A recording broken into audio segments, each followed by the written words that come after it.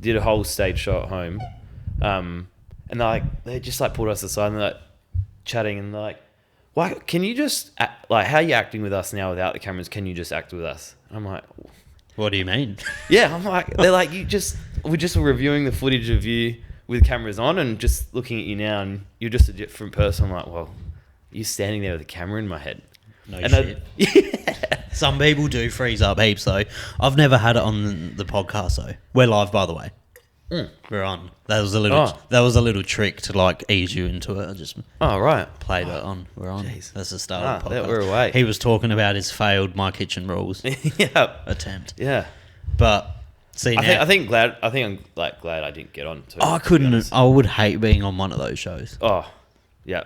Are you a bit of a like? Do you consider yourself like a good home cook? I did pre-children, like only because you realize actually, like Lauren and I, my wife and I don't have heaps of disposable income, but you certainly realize how much you do pre-children, because I never cook anymore. I just time, money, all of it. But Mondays, like Lauren would work on a Monday, and I'd just go out and spend a stupid amount of money and cook stuff, and half the time butcher it. That's one thing. That's how you best learn, actually. I'm dreading if we ever have kids. It's one thing I'm dreading, because at the moment I don't have like indisposable income. Yeah. But I don't have to watch my spending. Yeah. Because I don't have anything that needs money from me. Yeah. Do you know what I mean? I don't have like a little human that needs all these things. Yeah. But as soon as you have a kid, you'd have a This reality is like my check. newest jumper, mate. It's like 2 years old. No shit. Yeah. Yeah, most of my money goes to like Nuri or... Actually, no, in all fairness, I always walk out without paying my bill there. Yeah, okay. All right, you're welcome anytime to our place. Yeah. Yes, so we'll talk about that actually. So this is Scott. He is one of the owners of Jennie's. Yep, Jennie Wine Bar. On Peel. On Peel Street. Peel Street, which is a kicking street at the moment. It's a what? It's a really good street. It's a good street. It's a good street. It's a good street. Yeah. And that's your only place?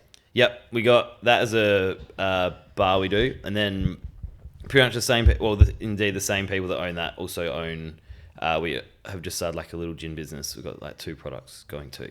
The name? So that's called Laneway Beverage Co. Yeah. Nice. Yep. Delicious. Just standard gin? Yep. Yeah, we called that company Laneway Beverage Co. to try and give us scope to potentially not necessarily just do gin. Yeah. Like if we went with Laneway Gin Co., should an opportunity to do other things, it would look a bit odd. So it's kind of Laneway Beverage Co. Spirit, you reckon you see it going to spirits or? Well, I think we wanted to keep the door open. I think spirits is a fucking hard one to get into. Mate, it's hard and it's expensive. You know, fizzy sugar is a lot easier. Yeah, to get into. It's just super yummy. Isn't I it? tried one of Troy Candy's fucking new drinks. Troy Candy. He's that he's like, I don't know where he got all of his money. He's does like high-end car modifications. Okay. He's really famous on Instagram and stuff. Yeah. And he brought out a drink called G Up. G Up. It looks like a cruiser, but it's like electrolytes, no sugar, all the standard stuff of like a drink today. I feel like healthy drinks. And he sent me a 6-pack to try, and I nailed them like in a minute. I nailed all of them to do a review on them, and they just taste all the same after like the third. But he'll make millions of dollars off that drink. Yeah, because it's colourful. For sure. Yeah. There's I think that whole health food industry, right, and drinks, beverages, massive. It's just crazy. Like South Ave Seltzer are fucking killing it at the moment. They're just killing it. They can't produce enough. Yeah. Because of the healthy kick that's going around at the moment. And I mean, whether it's sustainable or not, I don't know if it even matters, because I think some people are on such a high trajectory that they're actually like cleaning up so high. Like, I don't know if they have an exit plan, but like say... Is Laneway available now to buy? Yeah. All up and going. We have 2 products. So we did... kind of got like a standard classical gin, so to speak. I don't know how much you drink gin. I like gin. I love gin. There's like London Dry is your classic style. Then obviously we live in Australia, and that modern thing for like contemporary gins by people like smashing heaps of Australian botanicals has come a real big thing. We kind of didn't want to necessarily be one or the other. Especially with the Australian botanicals thing, we're really cautious of not trying to use anything for tokenism, I guess. Which a lot of people do. I just kind of hate that kind of, you just throw one thing in there just so you can say it has a touch of Australiana about it. Yeah, so it has bush tomato. Yeah, and you're like, fuck, that sounds super exotic, and I'm hook, line, and sinker. So, I mean, we are using things right, but like all the people that we're doing this project with are all from bar, like hospitality, wine experience. So for us, it was, well, without being made with everything in there has a purpose. Yeah, and we kind of think we know flavour. So we just wanted to look at what kind of the building blocks for both those products are, have a look at what we think would make a nice gin, and our initial one is just one, I guess, that is like, it's called All Day Dry. We just want it to be like an all day, the kind of thing you take to Australia Day. Easy drinking. Grand Final Day, crack in with your mates. Because I think that's the application at the end of the day. You crack in a little tin. It's like replace your 6-pack with a little sixer of Laneway. So they're pre-mixed. No, they're not. But that's just like our kind of line of sight of thought is like, a little esky with your gins. Is there any really good pre-mixed gins? Heaps of people do them now. Because I do see them. I just see like gin seltzers and shit. Yeah, they're out there. I don't drink too much of them, but I think they're pretty smart. But they're just expensive, right? It's just the lazy factor costs you money. It's way better to get the bottle and get your own mixer. And I've had a massive love-hate relationship with gin since I was a kid. Yeah. I reckon it's funny because Jacob Barter was the first time I tried gin. I'm pretty sure we were like 14 or 15. Yeah, okay. And we had a mate over and Jacob was over. And at my old house at Hallett Cove, Mum and Dad, we had a massive bar, like in a pool table, like in the games room. Yep. And it was a huge, like really nice bar with all this random shit in it. Like typical Greek parents. Like none of it was opened. It was probably like 50 years old, most of it. Mm-hmm. But there was just heaps of alcohol. And we played this game. We were like, let's all go get each other a shot from the bar. Mm-hmm. But we don't know what we're giving each other, and you got to shot it. Yeah. And Jacob had gin. I didn't know any of this, but Jacob had gin like a couple weeks previous to that, and he was like, "This is horrible." So he's like, "I'm gonna pour Sav a shot of Gordon's gin." So I was like 14, 15, and he's poured me a shot of gin. I don't know what it is, and I'm like, "Fuck it." I drank it. As it hit there in my throat, I just did not expect it to taste like that. It was putrid. Was this your first drink? No, this was my first gin. First straight spirit even? Probably not even straight spirit, but I used to pound vodka and beer, but that's not really alcohol. Yeah. But this was like, and it was Gordon's gin. It was gin. It was gross. Still hurts, I think. And I did it. It hit there, and then I instantly vomited into my hand, and I was trying to catch it. It was the worst experience of my life. But then fast forward to when I was 18 or 19, I went to the Greek islands, stayed in Cyprus for like 6 weeks, just partied for like 6 weeks straight. By like week 3, I was so sick of beer and vodka. I was like, I need another drink. I need to try something. And I had gin and soda. And I was like, oh, fuck, that's so nice. Yeah. So nice. That's good. So it didn't sting you for life. No, it didn't sting me for life because it's cheap alcohol. If you have a bad experience with alcohol, most likely, like if it doesn't taste heaps good, it's because it's cheap. Yeah. Like, for sure. Alcohol is definitely one of those things. Not in all scenarios. Like, I'm sure you can go get an $11 bottle of wine that's almost better than a $300 bottle of wine. Yeah. But I'm sure, like, there is some sort of truth to that with alcohol. Yeah, I just think like tequila's is such a bad guy for that reason. But I love tequila, right? No, but then everyone you're the tequila guy. Yeah, I love tequila. You're that guy at the party that's like, I love tequila. Yeah. If I ever had to play catch up, going to a party, go to a pub, like work late in hospo, I'd just roll in, do 2 shots of tequila, then get my beer. Do you chase it? And no, hell no, none of the extras, just straight up. See, when I used to work at Osteria, so Osteria was owned by this guy called Walter, and he owned like, I think he owned like 16, 17 restaurants at the moment. He was the one who opened Lucky Lapita's. Oh yeah. When it was at Flinders. Mm-hmm. So it used to be at Flinders. Yep. And we did our staff party there, and we got a heap of like nice tequila. And I'd never tried nice tequila before because I've only ever had cheap shit tequila, and it's fucking putrid. Yeah. It's not even the same. It's still not for me. But it's not as bad. Yeah, okay. It's not. I still have to chase it. Good. I'd never be able to do it. Really? I'd need like a lemon. I need some sort of lemon. Yeah, see, I think it's interesting. So you're able to get over the gin thing. And red wine, I can get over that now. I used to not hate, but I really still can't drink white wine. Yep. Because I've had too many bad nights on the fruit and elixir. Yeah. Yeah, that rocks you for sure. For life. Yeah, that absolutely kills I you. still cannot get that taste out. Yeah. of it. Whenever I try any wine, even at Nuri's wine night the other night, I had like 2 glasses of white wine that I didn't mind. Yep. From that Wine Masters. The Master of Wine. Dwayne Coates. His winery was fucking. All of his wines were really good. Yeah. And his white wines were nice too. Yeah. But I still got that little taste of like, oh, is this from a cask?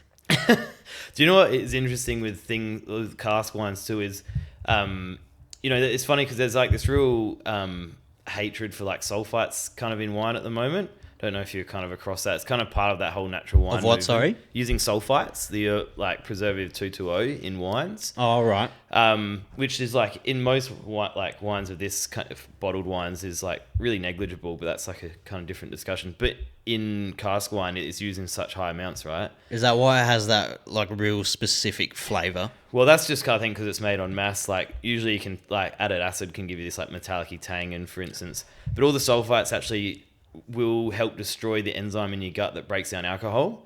So not only is that why you get so hammered? That's why like shit booze is also the catalyst for that, because often they've been compensated for through huge levels of sulfites. No way. And it actually like not only do you just feel shit from the hangover, but your body actually isn't really breaking it down either, and it's just sort of sitting within you. No shit, because I remember it actually fucks with you both ways. The worst I've ever been in my life was when we were like 16 or 15 to 16. Yeah. We were at a house party in Old Noongar, up the road from Shuey's Footy Club. Yep. And me and all the boys decided to play Kings, but we only had goon. We had a sack each. Mm-hmm. I drank every fucking drop of that 3 litre, 4 litre goon sack that night. Pissed on myself. Like unwillingly as well. I couldn't get my dick out of my pants to piss. Yeah. And was throwing up blood. Like, it was fucking menacing. Yeah, I was a menace, but I've never been that drunk since then. Yeah. And it was and ever since then I haven't touched fucking white wine. No, it sucks. No, as in, I like white wine, but goon sacks, yeah. Do you still think it's inferior to red? Are you? By the way, what's your background in wine? Have you done any like courses in winemaking or anything, or just a lover of wine? Yeah, kind of done a bit of both, I guess. I don't know how much time you got. Oh, I don't have a limit. No? No. Yeah, like for me with wine, so I'd like to even study more, but because I'd just finished a uni degree and my wife and I went traveling, came back, and it was her 21st birthday, I reckon. And at her party, my uncle used to work for a winery down in McLaren Vale. Which one? Molly Duca. Oh, nice. Yeah, I was poor as. I remember him saying like I could probably get you a spot doing vintage. Which like vintage is obviously sick. That time of year when they harvest grapes. They depending on the side. Fucking work. Yeah, exactly. I went from being a uni student. He kind of painted the picture of doing 12-hour days. I don't know when you get a day off, which just kind of sounded shit house really. I reckon I slept on it for a few days and thought, it could just be a bit of fun and just re-injection of cash. But dude, I loved it. Absolutely, obviously a lot of people look forward to vintage season. It is actually sick. I wish if it was a different time in my life, I would have gone and done heaps more. It was just having already done uni, because I ended up doing that and I actually stayed at that winery for about maybe 2 or 3 years afterwards. Hence, because I kind of didn't want to leave it. I got in there and I was paired with like a couple of Americans, because I was totally unskilled at that point. I was just like got in probably through family. Got the job and I was looking around and there's probably like 7 internationals, and I kind of thought if I just half pay attention, this could be a great way to still be able to travel. Kind of pay, do vintages overseas. Exactly. Go to Europe, which like I said, that didn't happen, but it was super interesting. I'd love to be a fly on the wall. I was probably that pesky kid. It just really just getting in the way. Yeah, well, dude, I was just so interested in it. Like, I remember like, why are we fermenting at this temperature? Why are we putting it in barrels? Questions. Then I remember a couple of days in, trying, like, just a real simple thing, right? Like, we grew up in Australia drinking Shiraz. Yeah. Everywhere else in the world calls it Syrah, right? Like the grape. I only learned the grape is Syrah. We here just call it Shiraz. And I remember like then drinking a wine. So Syrah's like homeland is in the Northern Rhone. Yeah. I remember drinking wine and just being like this is same grape. One grape's looking like smoked meat, olive tapenade, spice. The other thing is just ripe, chocolatey. Yeah. And I'm just like, just couldn't get my head around it. like in the best possible way. I was just totally fascinated. Yeah, I only found out about that Syrah thing the other day. Yeah. So if you go to, like, say, a different country and you ask for a bottle of Shiraz, they'll immediately know you're from Australia. Yeah, besides the accent, it's a total call. Yeah, you've been totally seen. Yeah. So only wines from Australia would be called Shiraz. Yeah. Right. Yeah. We have the best, like some of the best wines in the world in Adelaide, let alone Australia, don't we?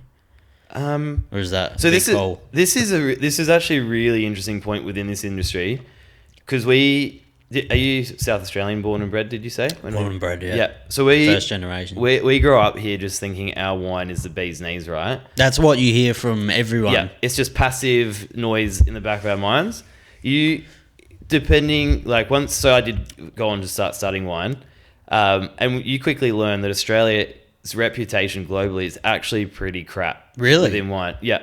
Right. Why is it like cheap? Well, exactly. That's how they produced. chose to like position themselves globally, was through like brands like Yellowtail, Omni, high volume, cheap wine. Right. That was never our imprint to try and be like premier. Because my knowledge of that industry is only through cooking shows and things I see from chefs. Yeah. And I know a lot of chefs really adore like Australian wine, but they're not drinking like the average consumer's wine. They're probably drinking real boutique wineries and micro wineries and real small harvest wines and shit. Like they're drinking probably the best of the best Australian wine. So for sure. So that is actually still an issue, like the wine Australia is kind of dealing with now, because places like in Spain, even Portugal, even parts of Italy kind of can do cheap wine almost equally as well. But then the South Americans, Chile and Argentina, did it way better than us, as in for far cheaper. So it's really interesting. Like again, New Zealand, we have this cross-stitch rivalry, but New Zealand's position globally is far more esteemed than what Australia's is. Because they saw that as a gap in that international market, going, we're going to do premiumization, while we were still battling in this kind of mass-produced market. Albeit most of the people that know here recognise that there's some great producers, and yes, we do make great wine, but on that global context, a lot of people in London, New York, Berlin, Germany, Paris or whatever would have a pretty lowly expectation of Australian wine. What country, in your opinion, has the most overrated wine? In the world? Mm-hmm. Or? No, in space. No, I don't know if I have one. Really? Yeah. What about what winery has the most overrated wine? Well, the answer to your question would be a price thing though, right? Of Burgundy and Bordeaux in France, where those wines are so prohibitively priced. And you talk about like a cheap wine before being better than a $300 bottle of wine. Perfect example. Yeah, I was drinking, like my parents were about to go away. We tied one on last night and I had a $28 Retail Valley Pinot from New Zealand, and it's just dynamite. And recently I've been trying some Burgundies that have been coming into the country, and instantly we probably have to, they'd be like, probably entry level these days is about $150. Some of the ones we were trying are plus $300, and I would argue quite happily that the $30 wines, for instance, that we had last night. How much is that bottle? This bottle is about $30 retail. That is way nicer than that.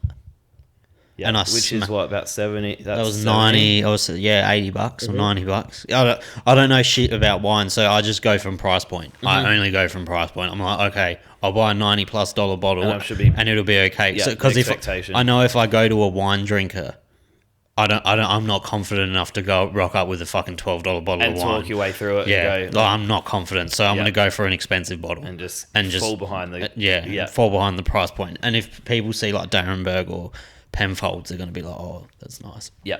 I got gifted a bottle of, one night at Osteria, we did a function for, is it Mum Champagne? Yeah. I got a litre bottle of it. Yeah, a litre? That's a weird size, isn't it? Or was it 750 or a litre? It was a big bottle. It was a big bottle. Yep. And I fucking nailed it in one night. No appreciation to it whatsoever. It was all right. It just tasted like fizzy champagne. Yep. Let's top you up here, mate. Thank you. No worries. The champagne game's a weirder one than the wine, isn't it? Yep. Yeah. Actually, champagne, if I speak on behalf of myself, I'm actually not a big bubbles drinker. But I wouldn't. I'd probably be more diplomatic to say that it's overrated. What's your drink when you want to get hammered? Beer. Like you're with the boys and you're a buck show. Yeah, beer and tequila. Beer and tequila, the fucking dirty duo. Yeah. You're a bad man. Dude, tequila, I just thoroughly enjoy it. What's your beer? What's the dirtiest beer you like that you'd hate to say you enjoy? I'm pretty proud. So for all the money I spend on wine, I'm pretty happy just to knock back like a case of Mangoes or West Ends. I kind of like 4Xs, I think, for me. 4Xs are the unsung hero of shit beer. I think so. It just truly does it for me. Great Northerns. Yeah. See, I can't preach that one. Great Northerns are fucking great. You reckon? They're so good. I've only found them like the last 6 months and I nail them. Yeah. But my beer of choice, which everyone gives me shit for, is Ted's. Oh, yeah. It's horrible. Yeah. But I just can never let go of it. Yeah, it was the beer I drank when I was a kid. Yeah, okay. That's nice. Go get a carton of Ted's. Yeah, it's just that was the beer. You know what? I won't comment on that because I haven't had a Ted's for a while. But they're not good. They're pretty watery though, right? Yeah, they're easy to drink. That's why you're not gonna. Yeah, you can knock off it. Easy to drink. Yeah, but if you get those double platinums, they're like fucking 7-8%. What's a double platinum? Is that beer? It's a Ted's. Oh right. Tooheys Extra Dry double platinum. I think they're like 7 or 8%. Yeah, right. Yeah. I didn't even know that was a thing in the beer industry. Just like stock standard lager beer, high alcohol. I had Lee from Shifty Lizard on recently. Yeah, I saw that. We were talking about this beer. I can't remember what it was called. Venom something. It was like 67% or 80 or no 67 or 72%. Yeah. Is it beer? Yeah, technically it's beer. Yeah, right. Yeah. Fuck. It's like 35 standards. How much that set you back? Did you buy one? No. Oh. I wanted to buy one for when I hit 1,000 subs, which I reckon I'll do in a few months. Okay. I want to try and drink a whole bottle. In the span of like no. No. Because like alcohol fit is a thing, right? Like I get it. Some people are really good at it. No, you're not. No one's that alcohol fit. I reckon over the span of like 4 hours. Yeah, that's still a lot. Yeah, heaps. I just want to know what it tastes like. It would be horrible. It might be heaps good. Who knows? I don't know. Jacob's given me some rum that's in the higher percentages, and it just starts tasting like seawater to me. I can't drink. Really? It's horrible. Yeah, right. I don't mind rum too much, but you obviously can appreciate alcohol really well. Yeah. I kind of like everything. That's why I like Jacob, time and place for it all. Jacob can sip the nastiest shit. Yeah. And just appreciate it. I don't know how he does it. Yeah. Like rum's like that's getting to like the next level of alcoholism. Do you think so? Yeah. Okay. Fuck yeah. You'll get there. Rum can work. Like I've tried cheap rum. I've tried really nice rum because of Jacob though, and you can there is notes that you can taste in it. Yeah.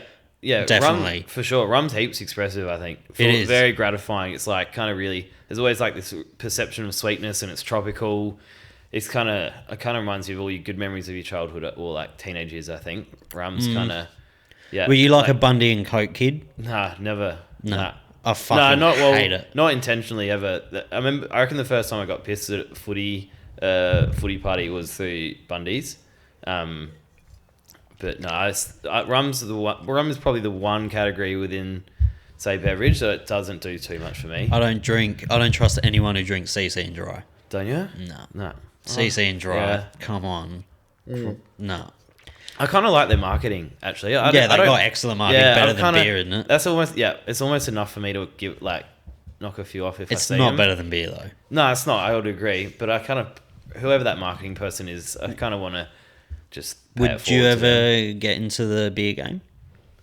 I don't think so. That's a hard one to get into. Well, yeah. I mean, and this is the thing with releasing gin as well, is we're totally cognizant that it's like a saturated market a little bit. Gin. Oh, it was. It's everywhere. Gin was the drink for like 4 or 5 years. Yeah. It was, but I don't know when, but maybe like 2018 to like for 4 years or 2 to 3 years, it was massive gin. Everyone was drinking gin. Exactly. It was like food trends. Like everyone wanted smash burgers 2 years ago. Yeah. And I think beer's the same, right? I reckon both those have been gin and craft beer on a similar trajectory. And I think that kind of bandwidth has shrunk a little bit. Craft beer is such a slippery slope. It pisses me off because A lot of them are horrible, but they have a really nice can. Oh, dude. They spend all of their creative energy on the fucking can. Yeah. It's annoying. They seduce you. You're there, you pump for it, and you crack it, and it's just... Yeah. But doing that podcast with Shifty Lizard, with Lee, he is so passionate. He's talking about beer how you're talking about wine or spirit. Yeah. He is so passionate about beer, and you can taste it in his beers. Yeah. His beers, like, he brought me a little bootleg copy of this one that was coming out soon, of this cotton candy sour, because he knew I love sours. Yeah. And you could, like, it just tasted perfect. It was so nice. His stouts are nice. Yeah. Everything's good. How good are sour beers? Sour beers are my favourite drink. Yeah. They're my favourite drink. The first one I ever had was in Belgium. Yeah. Yeah. Perfect. That little, like, kind of triangle up there is, like, the... When I went to Belgium... So I went for the Tomorrowland. I think I went about 4 years ago today. Yeah. Because it's getting close to Tomorrowland, so it should be... I would have been there about now, and I landed, and this bloke that I worked with at a restaurant was like, "Oh, you're in Belgium." Mm-hmm. I live in Belgium now, and I was like, "There's no way." And I was like, "Where are you?" And he lived in the place my hotel was at. Mm-hmm. So we caught up as soon as I landed, and we went on a pub crawl. And I went to these pubs, and these beers were just fucking phenomenal. Like, have you ever tried? Have you ever been to Belgian Beer Cafe? Yeah, I had my 21st there actually. Do you know it's called Creek? Yeah. Kriek. Yeah, classic little, like, cherry styled, Oh like, my farmies. God, that beer, I had it over, like, I had those kind of style beers over there. Yep. And I was like, I've just never tasted anything like that. And I was like, this is fucking phenomenal. Yep. And then I came back and sours weren't big yet. And I had all these sours. You missed your opening. You could have done it. I had all of these sours, and I came back to Australia, and I was like, fuck, there's no sours. But then fast forward like 2 years, everyone's doing them. Yeah. But now they've just gone crazy. It's crazy. Some people have gone crazy. What's your favourite sour? What's yours? Well, it's not. It's like from Garage Project. They do. It's like a little white peach, a little kettle sour. Yes. It's like 2.9%, dude. It's like hydrating. It feels like a little bit like frisky breakfast juice. Yeah, that's like that's the best. I know thing. what one you're talking. That little white and black can. I don't know what mine is. That Creek classed as a sour? Well, I think it could be. It's. I don't know the legalities with beer and sours. Like, yeah, what's a sour? Again, beer's not totally my realm, and I don't want to offend anyone but I don't think it's technically a sour. My favourite sour would be. See, it's different. If I'm just going to get hammered and I want to just drink heaps of them, Pirate Life's Acai one's just really easy. It's just easy Smithy to drink. Loves that too. It's just easy to drink. It's like it's not like great. It's your grand final day sour, isn't it? Yeah, it's not great, but like, I could drink them all day. Yeah. But I had one from, Shoulder Show? Yeah. I had one from there. It was called Action Bronson, I think. Oh, yes. It was like $42. Yeah, in that little... Oh, did you see the can at all? It was like orange. Yeah. That was fucking amazing. That is actually a sick beer, because I thought that could be all glitz and, all thunder, no lightning. Because it has the can, and you got to get worried when you see a good can. Yeah, I'm just... immediately. Yeah, my guard gets up instantly. Yeah. But that one, it was fucking expensive, though. Yeah. It was really expensive. That's... Yeah. I had a horrible cider experience at Africola. Mm-hmm. Me and my missus went out drinking before we went to Africola, and I was like, so we were pretty lit before we went, and we got the tasting menu, and I was in like a mood to drink, and I was like, we'll treat ourselves. So I seen this bottle of cider on their menu, and it was like $78 or $85 for just a bottle. Yeah. And I was like, let's get that. I'm in. We got it, and it was bordering on the taste of like in between white wine, cider, and like it was real dry. Yep. It was not nice. And then we were that hammered. Yaz tapped out after her entree, and there was another like 7 courses to go. And you've done the tasting menu. And I've taken one for the team, and I've tried to put down the food there was great though. Do you do food at Jennie's? Yeah, just snacky food. Just snacks. Yeah, like full. Like we don't have a kitchen or anything, but charcuterie cheese. Nice. Oysters was always a thing of us. Nice. Like we wanted to do oysters annually, because I just think, well, if no one else has eaten them, I'll certainly eat them. But I think it's just like me and a few business partners now would often in a similar thing. Do you shuck them there? Yeah, shuck to water. Do you have an oyster fridge? Yeah. Nice. Yeah. So oysters was like, it's really funny. Oysters is an interesting one, right? Because they're like in prime time now. Winter, but everyone wants to eat them at Christmas. Yeah. It's horrible to eat at Christmas. Yeah, it's so weird, isn't it? You just like. But a lot of people like when they're spawning. See, my mum loves when they're spawning because she likes the white milky oyster. Dude, that is horrid. My mum loves it like that. Yeah, no. But I like oysters now. Right, yeah, for sure. I went and got half a dozen given to me the other day. I went to the local fish shop and he threw me like half a dozen closed oysters. Yeah. And they were the nicest oysters you ever eat. Yeah. Yeah, it's literally the best thing. Jolly's, where I used to work at Jolly's Boathouse. Oh, yeah. Yeah, I used to work at Jolly's. Is Jolly still open? Yeah. They do still, I think they do still. Different head chef. Yeah, I know, yeah, because I knew that. I think he's at Tony Fishbank Carroll now. went to Fishbank. And yeah. because I heard Tony, so he was my head chef. I finished my apprenticeship under Tony. Okay. Absolute psychopath, but like in the best way. Yeah, yeah. Like so strict. Detailed. So strict, yeah. but he made great chefs. Yeah. But as soon as I heard he went to Fishbank, I was like, I need to go because I heard horrible things about Fishbank previously. Yeah, okay. Not horrible, but I heard it wasn't good. Mm-hmm. And then I heard Tony took over and it was kicking goals and I was like, we got to go. Yeah. So we went. I could have closed my eyes and I could have told you he was cooking in the kitchen because I was so used to his flavours and food. Yeah, right. It's just so nice. It's so nice. Yeah. I could tell that it was him in the kitchen running it just from the flavours. Everything's seasoned so well. Mm-hmm. And it's just always perfect. Yeah. Just hits the spot. Yeah, it's a sick. I love it as a venue. Hey, I think Fishbank. Yeah, dude, it's so beautiful. Have you been lately since he's taken over? Yeah, I wouldn't have been probably for 3 or 4 months. I don't think, but It's nice. I think he's been there for a little while though. I reckon he'd be there for 18 months or 2 years. Yeah, because I'm pretty sure I don't know who the head chef is at Jolly's now, but that restaurant used to fucking slap. It was so good. That was like one of those places growing up for me that was almost like pinned as like the holy grail of like Adelaide dining. It was good. It was always like walking to the footy or something. You just see this beautiful little restaurant just sitting there. Cool place to work. Yeah, very hard place to work, but like the facility was amazing. The kitchen was amazing. Every day fresh fish came in, whole fish. Yep. We broke down everything. Pigs, whole pigs. Oh, right. So it was almost like your own butchery in there. Whole pigs. Crazy. Like forequarters, hindquarters of fucking whole cows. Yep.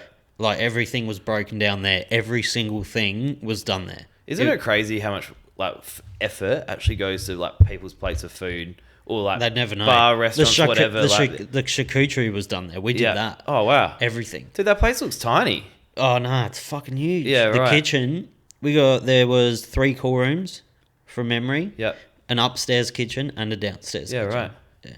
So do you do any of your own charcuterie and stuff at home then? Is that Nah, I always really want to dive into it. Yeah, that would be pretty cool. Originally, before this, I would have loved to do like a prosciutto or something in here because it's perfect climate for it in here. But it just, I'm really... More trouble than it's worth. I don't have patience anymore. Right. Like I want result. Like I would look at it every day and I'd fucking prod it. And I'd obsess over it. You don't think you'd then forget about it and it would be that perfect? Like, no, I'd fucking obsess over it for just fucking. I'd worry about it for like 6 months, and then you'd still be like. Do you get into it? Oh, dude, I love. You're fucking Italian, of course. I love charcuterie. Of course. Yeah. Yeah. We used to make a duck prosciutto. Yep. So nice. Yeah. It's like dude, food is crazy now. Like, you know, looking at like Josh Nyland in what's his restaurant? Like St. Peter in Sydney. Have you been there? The dude, like the fish. He's like the fish guy, right? He's like got his What's own. his restaurant called? Yeah, St. Peter. St. Peter. Yeah. In Sydney. Yeah, in Sydney and Paddington, and same thing. Like he's just using.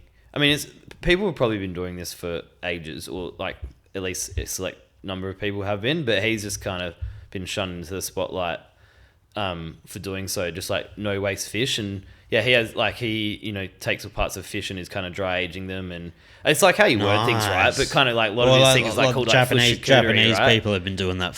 See, it's like Tony Carroll. Tony Carroll was doing. He's obviously been doing it for ages as well. No, I don't. Well, we didn't do any dry aging of fish there, but we did age fish. Yeah, but I had he has like a dry aged or cured, not cured, dried mackerel dish. I think it is. Fuck, what is it? He has like it's like he almost made a prosciutto out of mackerel. Yeah. And it's so good. Yeah.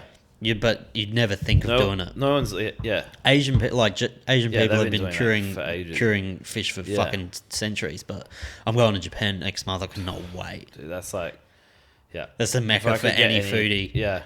Well, I mean, I've not been. I only dream of going. Everyone's so going Kyoto. I feel like we're going to Kyoto. Apparently, Kyoto is, which I found really surprising, is the most overwhelmingly westernized. Oh. I thought that's why we all went. That's why everyone goes. Was the authenticity of it. Apparently Kyoto is like overwhelmingly full of tourists. Right. Because everyone wants to go and see the fucking... So we've just homogenized it. We fuck Kyoto. Apparently it's still amazing. Yeah. but it's very... 10 years ago. People. So where are we going then? It's funny as everyone's like, what are you most excited about? I'm like, the fish market. Yeah. Tsukiji fish market. For sure. I want to go look at some tuna options and eat some fucking sea urchin. Yeah. That's what I'm excited to do. Hey. I want to eat, and there's a couple restaurants I want to go to. There's this documentary called Ramen Heads. Yep. Which is like, it's a ramen documentary based on one of the best ramen restaurant in Tokyo. Yep. Which is the best ramen restaurant in the world then. Because if you're the best ramen restaurant in Japan, you're the best ramen restaurant in the world. And it's fucking $20 a bowl. Yeah. To $18 to $20 a bowl. It's crazy, isn't it? For the best ramen in the world. And like, the sushi's where it gets expensive. Yeah. But I'm just looking forward to eating a heap of yakitori and ramen. Dude, like I said, I've not gone, right? But it's a dream. The imagery is so beautiful. It's the same as me. Of those little street sides, like with little like almost curtains sitting out the front. This little warm ambient light. You got like a little 8-seater restaurant. I fucking those places love it. like under like a little railway line or highway. Just dudes flipping sticks. Like that's As a chef or in hospo in general, I don't know what the correlation with hospo and Asian cuisine is. But hospo workers always gravitate towards Asian cuisine. Yeah. Like, we love it. We're fascinated with it. On our days off, after work at like midnight, just it's always the go-to. Yep. So when I remember, I'd never really dabbled in like yakitori. Last time we were in Queensland, we went to a yakitori restaurant. And it was fucking good. Yeah. It was real. I still haven't found a better yakitori place in what's Australia. It called? It was in... It's not like a new kind of modern hospitality group's got it kind of place, like something a bit more... It looked like pretty chic. It did it? It did look pretty chic. Yep. But all the chefs were Japanese. Like, you could tell they've been doing it for ages. Yeah, okay. It was nice. And there wasn't any foams on the menu. It was just yakitori. Exactly. It was just fucking yakitori. It was in... Fortitude Valley? No, what's the suburb in Gold Coast? It's like they're Glenelg. Oh, Burleigh Heads. Burleigh Heads. It was on Burleigh Heads on their main strip. Yeah. Fuck, it was good. Yeah, right. And then I came back and I had Shobu. Yeah. And that's my favourite restaurant in Adelaide still. I'll frequent there. I could frequent there every month. Yeah. Be satisfied. And do just the front bit? Like even their main restaurant. I love their main restaurant too. Yeah. It's nice. Yeah, it's beautiful. I just find it easy eating. It's always nice. Yep. And they got their little ramen spot now, which is pretty good. Yeah. It's hard though. Ramen's just not good in Australia. Yeah. See, I'm no authority on ramen. Like, I like ramen, but I'm always hesitant. Do you know what? I haven't even eaten ramen in Japan. Well, this is the thing. This is a real stupid, like, as I get older, bugbear of mine. But I hate when people claim to be like, well, they don't claim to be, but you go to someone's house and they go, "Oh, we're getting this Indian. It's the best Indian." And I just don't know. It's like, not. From what point, like, from your world, and like, when you've never once either, potentially you've never left the country, and yet you're telling me it's the best Indian. I can't get my head around that. You've never left Hakam. Yeah. I just like... You are getting it from a place called Old Calcutta. Yeah, I'm like, yeah, dude. And you're ordering the butter chicken. Yeah, I don't even know if that's the best in the South. Like... Nah, do you know Indian food is the most appropriated food in Australia? Totally. Do you know why? Because I fucking hate Indian food because there's no good Indian food. Whenever I'm one of those guys, whenever I get into a fucking Uber or a taxi driver, for the best food, I'm like, "Where are you from?" Yeah. I'm that guy. Yeah. And my missus hates it but I'm genuinely curious. Yes, I'm that guy. Yeah. And they're like, "Oh, I'm from like Rajasthan, or I'm from here or there," because 98% of them are always fucking Indian. I'm not being racist. No, but that's... But they all, and I'll always go, "Oh, what do you miss most about home?" The food. Yeah. All of them, the food. So do you ask them for their restaurants though as well? I do, but never go. Yeah. There's one restaurant that always pops up, and I've heard about it for years, but I've never been. It's called Jasmine. Yeah, I've never been either. That's like Gordon Ramsay's one of his favourite restaurants in the world. Really? It's meant to be that good. Jasmine? Yeah. No shit. In High Marsh Square. It's meant to be unreal. But everyone says it's really good. Yeah. But see, I don't like Indian food. Yeah. Because when around here you get a buttered chicken or a Rogan Josh, and it's not even that they're shit. They taste the same. Yeah. Like the spices aren't nice. Yeah. For sure. I just got really mad. Have you closed the book on Indian food, or you're open? I'm still really hesitant to. My missus really wants to go to India. I just have no interest in it. Yeah, I don't know. Is it because part of your holidays are based around food and the food? Exactly. All my holidays are based around food. Yeah. What can I get out of it from like a personal point of view, and you just know you're not. Besides Japan, Korea, besides like Southeast Asia and Asia in general, what is your mecca for food?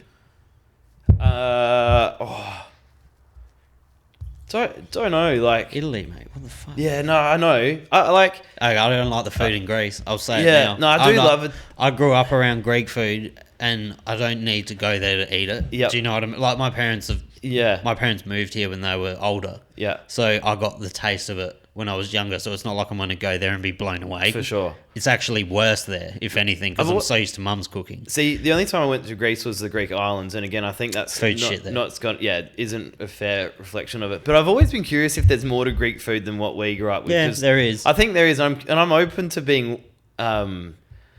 Greek food's very nice. Yeah. It's just great, but it's just food to me. Yeah. So that's why I love Asian food, because when I was growing up, I never ate Asian food. Yeah. I never ate. Like my mum's take on a stir fry is fucking hilarious. Like, do you know what I mean? Canton. Yeah. But so Greek food is pretty good though. Like it is great. Yeah. It's my favourite food. It's Greek food though. Again, see, like it's how like. See, I really get... When I'm interested in things, like, I love to dial in on it, right? And, like, again, Italy is spoken about as the cuisine as an entirety of a country, right? And yet the diversity of food is so great, from Sicily, where it's all African influenced. Really? Totally. There's so much African influence, like, so much kind of brown, sweet spice on their food. And then you go to the north and it's all, like, dry-aged meats. Yeah, that's where you're at. That's where it's at. And I love that shit that it's all born from poverty, right? Like, it sounds so indulgent to us now, but you forget this thing was actually born through, like, necessity. My favourite pasta. Preserves and everything. And my favourite pasta was a peasant dish. Yeah. It was I don't know the name of it, but I used to cook it on my lunch break all the time. It's just olive oil, garlic. I used to put anchovies. I imagine they never did, but they used to use breadcrumbs instead of... breadcrumbs on anything. It's just stupid. Toasted breadcrumbs instead of cheese. Yeah. Amazing. Yeah, I just think breadcrumbs on anything. All the best food are born off poor people's backs. All of it. You go there and it's like the pasta special. It's like orecchiette, onions, garlic, broccoli, and maybe some anchovies. And it's like, so... Like, it's definitely not exciting, but I do, like, it's just food to me a little bit, but I do like it. Even in Australia, when I was younger... Octopus, lamb shanks. Yeah. But they were worth 50 cents a kilo. Yeah. Or they used to give it to you because it was fucking bait. Get rid of it, yeah. Now, $45, $50 a kilo, you can thank the wogs for that because we used to eat it. Yeah. And no one, but then people caught on. Yeah. That's like offal. Do you know how expensive fucking offal is now? Really? I love offal. Dude, that's so on trend over. Do you like offal? Oh, I wouldn't say I've really eaten it that much. Oh my God. I love offal. Like things like tripe and whatever, I'm seeing it all on menus in Sydney and stuff. Because my base in cooking was Italian. Yeah. Is Italian. So there used to be a tripe dish that we used to do. It was like with ballotti beans, and it was just cooked for fucking hours. It was a nice stew. Yep. And it was so nice. But I went to go buy chicken hearts the other day because I like to do them on the barbecue. Mm-hmm. And they used to be like fucking $1.50 for 2 kilos. No, yeah, now it's like $8, $9, $10. Yeah, I know. It's fucked. That's crazy, isn't it? Like actual waste product. They're happy to take $1 from. Now it's like, no, I'll take the 10. But we got off topic. What is your like country outside of Asia, or we can include Asia, that would be your like mecca to go to, food wise? Well, I'd go to Japan too. because I spent a Japan, lot. That's easy then. What about outside Japan? Yeah, so I spent a lot of time in Southeast Asia. So I've definitely feel like really? Yeah, I feel like I've conquered that a little bit. Like, is it work? I haven't done Southeast Asia. Yeah. This year was either going to be Thailand, Vietnam, Philippines, or Japan. Yeah. So I really wanted to do. I need to get it out my system. Yeah. But what was the food like in Southeast Asia? Yeah, sick. So when I was like 21, me, Smithy, and a few others, it was 7 of us. Oh, did you go with Smithy? Yeah, we did like an 7 and a bit week trip all through like Thailand, Laos, Cambodia, and Vietnam. And then I went with my wife a few years later. Probably as a whole, I probably like the Vietnamese food the most out of all those countries. I think. Are you basing it on street food or just food in general? No, food in general. I think it's the most diverse in terms of kind of like pure protein based dishes into like broths, even ban chao, whatever that rice pancake they do in Vietnam. Like that's awesome. See, just Thai food's just so hot. Yeah, what's I mean? Thai food can be hot. There's heaps more, but it's so spicy. And like coconut based kind of curries versus like brothy food of Vietnam. I've never been a hell curry guy. Yeah, I don't appreciate comfort food nearly as much as I appreciate fresh flavors. Right. If that makes sense. Yeah. Like things like stews, braisers. Yeah. I'm not overrated to you. Not overrated. It's just for my palate. Mm-hmm. I prefer like my favorite. I don't know what you'd call it. Flavor profile is sour. Yeah. So I like sour, fresh, herby. Mm-hmm. Vietnamese food or Thai food. Like I love brightness and freshness rather than comfort food. Yep. If that makes sense. For sure. Yeah. So I'm not real. That's another reason why I don't think I love Indian food. Do you like Mexican food? I love Mexican food. Okay.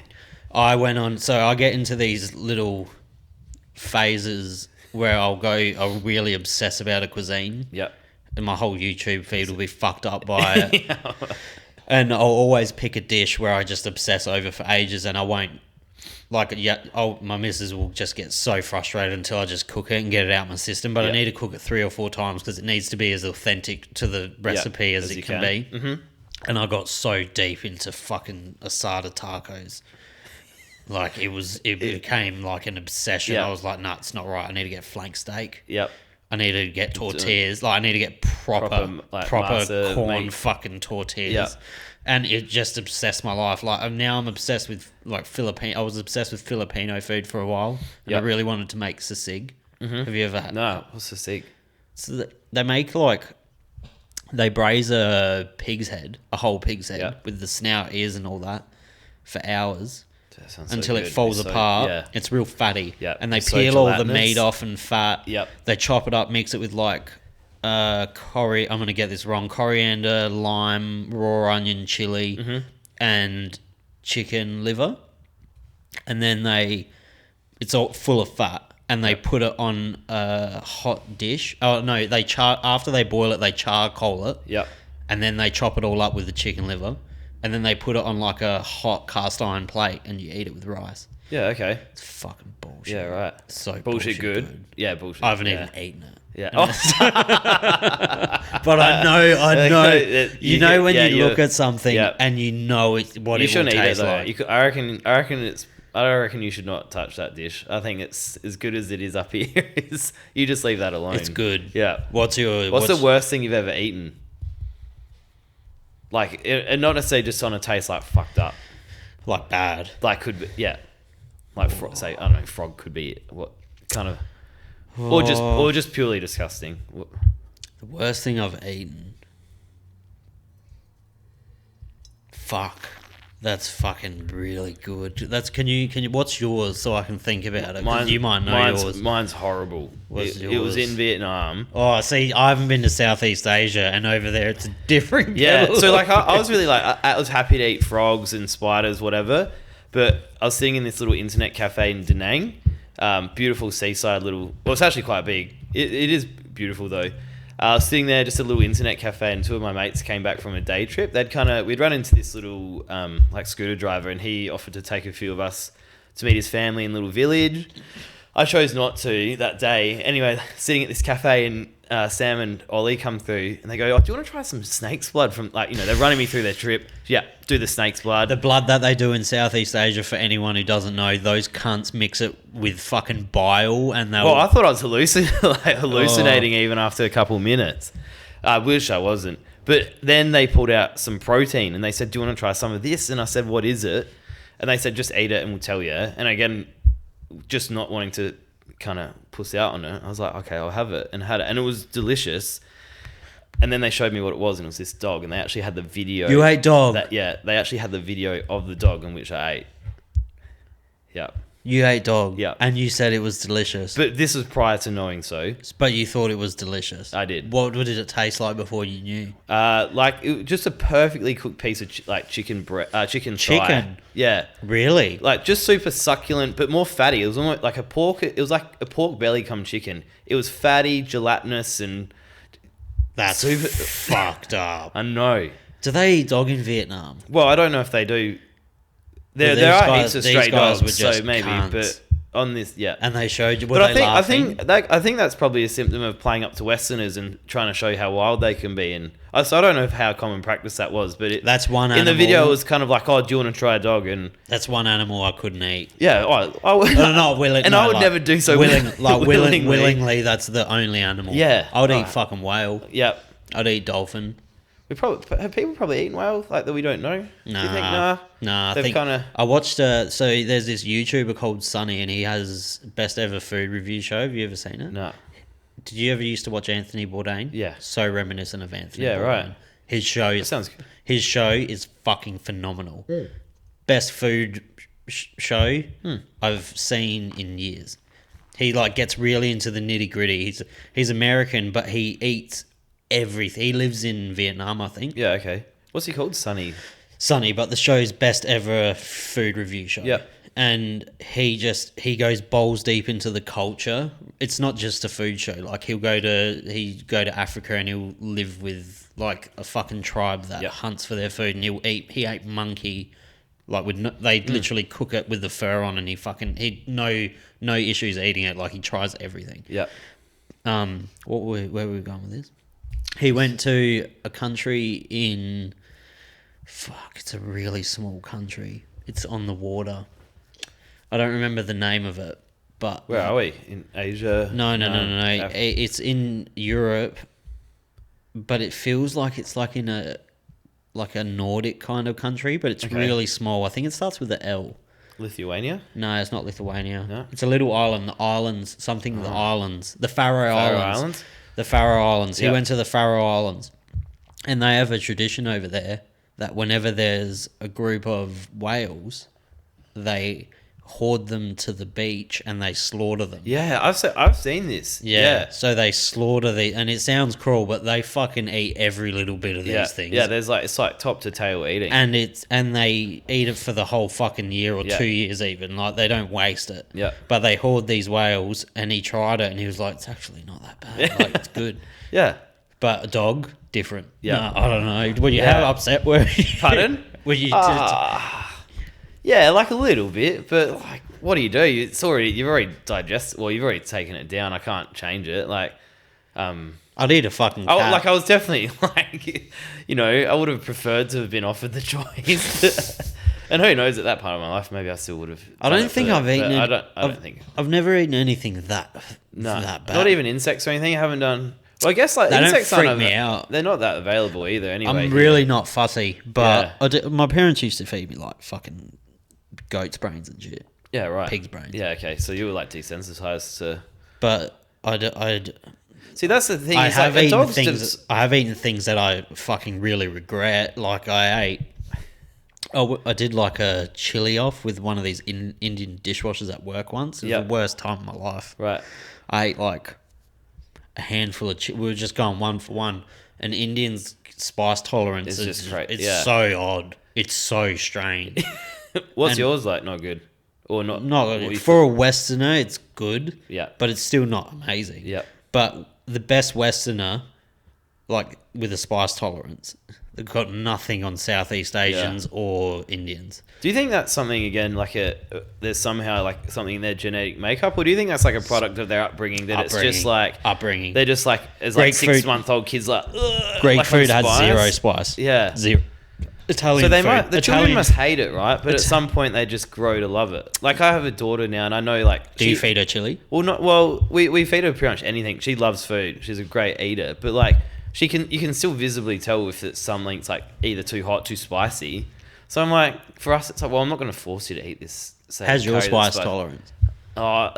Medium to low, I reckon. But I get being Italian food's not blow your fucking head off spicy. I get to a point where it's like anything. Like chili and spice is like a seasoning to me, right? And it's like when it adds interest to a dish, great. But then for me, it gets to a point where all I can taste is like this numbing spice. They fucked me But I up. know some people that can go to a 10 on things and think they're still having the best Thai green curry, and I'm just there. They fucked me up at that Brooklyn bar with a fucking Thai margarita.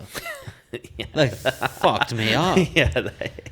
They're heavy. Have you been there? Nah, but I know I've been stitched up with spicy margaritas. It was borderline fucking cruel. Yeah, like mine wet, like melting. I was out of mate's birthday, Mm-hmm. and we went, and it's a great bar. I'm not saying it's not a great bar, but you just need to fix that fucking cocktail because I don't know if the fucking person who gave it to me was heavy-handed that night.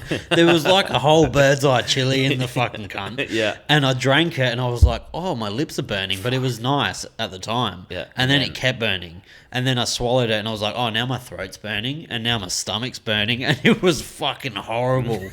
But it was a nice margarita. It was just sure. Fucking, it was crazy. But you couldn't really taste it. No, it was fucked. Got you pissed. It was fucked. Yeah. But chili's a weird one. I think it's just a product of... It could be in like a genetics thing. Yeah, I can't understand that hate thing because I just don't... Like I said, well, watching children clearly visibly not like it. When I was a chef... But they all seem to eventually get my there. spice tolerance as a chef was way better than it is now. Yeah. Because I used to eat a lot more spice. Yeah. But now it's good. Like I could probably eat the hottest curry at a restaurant and be fine at a Western restaurant. Yeah.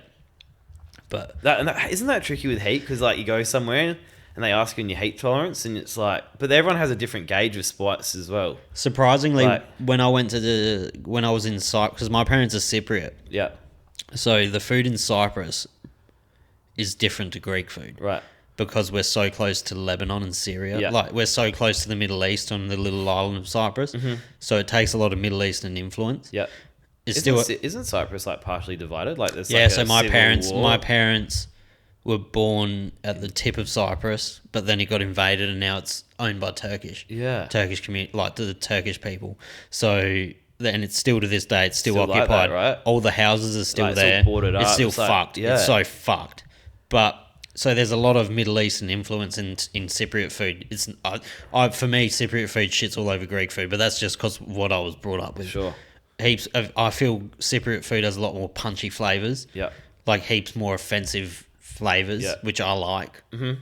And when I was in Cyprus, there was this surprisingly really authentic Thai restaurant. It was run by these Thai people. Yeah. Fresh off the boat. And me and my missus went there one day because we were craving like Asian food. So we were like, fuck yeah. And we went and we were like, oh, can we get the tom yum? But can we get it really spicy? And they were like... and they were like, and you can tell they've waited for this day, and they were like spicy, and we were like, and they were like started laughing, and we were like, fuck, and we were eating it, and I was like, this is just not enjoyable at this point, but that's normal for them. They love it. It's crazy. Have you ever seen Mark Wiens? Nah. He's another food YouTuber. Right. He's Thai. Yep. Their spice Thais are fucking freaks. Yeah. Like, they'll just get a bird's eye chili and just snack on it. I know. He's a freak. I remember the first thing I ate in landing in Bangkok was a Thai green curry, like on the side of the road. That done over my missus. Authentic. I reckon I had a single grain of rice and a bit of, like, broth on there, and it literally melted me. Why is the green curry that hot? Yeah, that's always deceptive too. I just... You'd imagine the red one. Young and naive, I was like, I'll start with the green, and then I just... So I didn't go... When my missus went over to Thailand, I think she went with her mum. she still tells me the story about her Thai green curry curry experience. Yeah, and she was like, I will never ever eat anything that spicy ever again. Ever. Mm-hmm. But did you dabble in like the street food's obviously the best part of Southeast Asia? Yeah, I think so. It's so cheap as well, right? Like it actually taints it. Do you know what? I reckon it took me ages to get accustomed to the price of things in Australia. Yeah, like pad thai, for instance, is like one of my favourite... well, I say this, I hardly eat it anymore, but it used to be one of my favourite things. How much were you paying over there? Well, I was going to say, I probably should rephrase it. It's one of my fondest memories of eating pad thai on the street. But then, and the thing with pad thai is it's actually heaps tricky to make at home, right? So you don't want to really do it. But then you go to a restaurant, it's like $22 versus paying like $1.50. And it's better. And it's actually just legit. You watch it, you got the smells of the street. Like, it's just so... I don't know. It's kind of the whole experience, right? Versus sitting in like some anemic restaurant with like tokenism decorations. Do you know one thing I hate about the current food trend? Because there's always food trends with food. The current food trend, I'm not sure about the rest of Australia, but have you been have you eaten in Melbourne much? Yeah, I used to. That's why I did my wine studies. You've been to Chin Chin? Yeah. Every Asian restaurant wants to be Chin Chin. Yeah. I'm gonna say Golden Boy. Like there's 100 of them that I could name, and they're just Southeast Asian restaurants. Yeah, with a cool name. Yeah, they like the blueprint, right? And they do cool cocktails, and they got nice decor, and they got the same fucking menu. They all have a fucking pandan panna cotta. Yeah. And I'm sick of seeing fucking pandan panna cottas on the fucking menu. Like, do you know what I mean? Totally. Like, it's such a copy and paste. 100%. People just bought that Chin Chin cookbook and just got a slick fit out. Chin Chin, in my knowledge, was the Bee's Knees, first, right? Was the first of them. Yeah. I went there not too long ago. I think I went there like 2 years ago, and it was nice. Yeah. But it's just like so overdone in my head. It's like I've eaten this food 1,000 times. Yeah. I've eaten it everywhere. Like I could go to 6 different restaurants and get this food. Get the same thing without doing the... It's the same. Yeah. But that pisses me off about the current food trend. I don't know what the current food trend is, actually. What is going on in the city? I don't know, actually. I reckon that's a good question. I should know. I don't know, but I always feel like we need to look to, like, and I hate to say it, but I think like Melbourne and Sydney are always ahead of us. Like, I think they are. I think restaurants, like we always copy them, right? And I think probably the one, like in terms of it's a more of a trend, I reckon, as a cultural thing, is that small, like we're a wine bar but don't have the kitchen thing, and like Lee Street Wine Room kind of did it, I reckon, where it's like that restaurant come bar though. It's like small plates, like, you know, the menu won't say like entree or large or anything. It's just like a list of say 12 items. Does and you almost go Pink Moon Saloon do food? No, they used to, but they got rid of that kind of. They had like a mini kitchen out back. I thought they had like a fucking wood oven or something. Yeah, they had a pretty kick-ass little setup going for a while, but I reckon that's probably 5 years ago. I went there ages ago, and I remember seeing them bring out this like massive tray of delicious looking roasted vegetables. Yeah. And I was like, oh, I didn't even realise they did food. Yeah. But that place is banging. That's awesome venue. And that's kind of what I see heaps of in, and I think is kind of like everyone's trying to creep in, is do that small kind of venue thing with like a really like niche set of plates. Or nothing's like super expensive, right? You're like, you get a wicked little pasta dish for say $24 rather than paying it like at a proper restaurant, so to speak, at say $38 for flour and water. You're kind of getting, you know, a few little cannellonis, few whatever. I think that's still trying to like creep in a little bit more. What's a spot in Australia? What's like number one on your bucket list for food? As a country? Australia. In Australia. Restaurant. Singular restaurant. Oh, that's a great question. I have one. Yep, go. I have one because I've seen it. I don't know if you watch Chef's Table. Yeah, I love Chef's Table. Fire Door. Yeah. I fucking... loved it. I'm obsessed ever since I left kitchens, because I used to be in fine dining, and I fell out of love with the tediousness of it, because it doesn't taste as good as like nice rustic food. Yeah. It's just impressive technically. Like it might be innovative, it might do cool shit. It's just not as satisfying. Yeah. You'll never leave one of those restaurants and be, fuck, I'm satisfied, I've had heaps to drink. You might, but like in my opinion, I just fell out of love with the bullshit of it all. And when I left kitchens, I fell in love with cooking. I've always liked cooking with fire, but I fucking love cooking with fire. Yeah. And fire doors just looks so cool because it combines both of them. It's fine, like it's really refined, but it's only used. They don't have electricity in their fucking kitchen. That's right. Yeah. Yeah. I remember walking past that when I was in Sydney last, actually. We were in Sydney actually on like Sunday, Tuesday, and fucking every good restaurant was closed. But it's funny you say that because I think I'm in a point eating at the moment where like, and someone else has used this line, I can't think who it is, but that point of, and it may be Bourdain even, where I'm actually like, I hate food that's almost too smart for me. Yeah. I mean, that full thing. I don't want the waiter to fucking explain the food to me. Yeah. Kind of like, again, I totally appreciate, like, so many friends work in this industry and I do appreciate the detail and love it, but I'm just like, yeah, sometimes when I just look at it, I'm like, how the hell like, was that necessary to actually And a lot of it's not necessary though. It's just That's a flex. what I mean. It's just a flex. Like, I'd love just to go on like a road trip of Australia and like do a little blog on the best bakeries or something and just like that was going to be a series of mine. Like, seriously, I want to go to Tasmania and do like their little fish pies and I want to do Adelaide's best pie series. That's actual like my mum and dad just about to go caravanning for 3 months. I said to mum, like, you're retired now, you should start a little blog, start it for me or something, do a little blog of best bakeries or pubs even, who does the best palmy. Like, I kind of just, you know, it's funny with wine as well because people I think wine is the real snobby thing, right?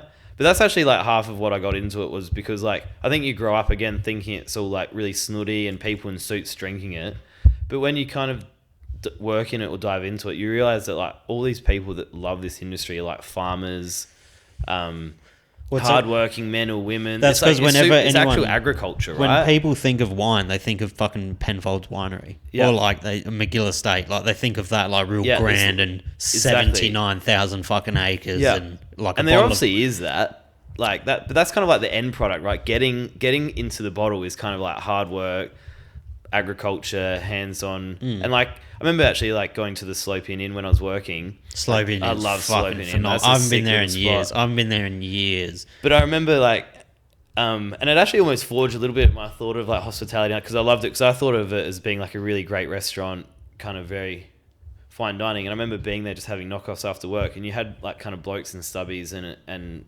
singlets just coming in just for knockoffs. And I thought like I love this where it's like the regionality of it and the appreciation of where they are, of being able to just you didn't have to come in a suit and tie to like come in, you can just knock in and it's just a funny industry because like sometimes people think like I get like bandied with thinking you're really snobby, but it's like I actually just love say a 4X, a good pie, but I'll also tell you what a shit pie is and a good pie is. Like, so I'm not going to tell you about Indian food because I know my limits, but like things like that I'll be like I just love See, like, that's where I'm at right now. Is I just love simplicity. And that's what I loved about food. Jolly's food. I've always loved. It's like honest. Jolly's food was so fucking honest. Like there was great techniques, but it was so prep heavy. Like it wasn't techniques as in there was like a gel on the plate with like this and that.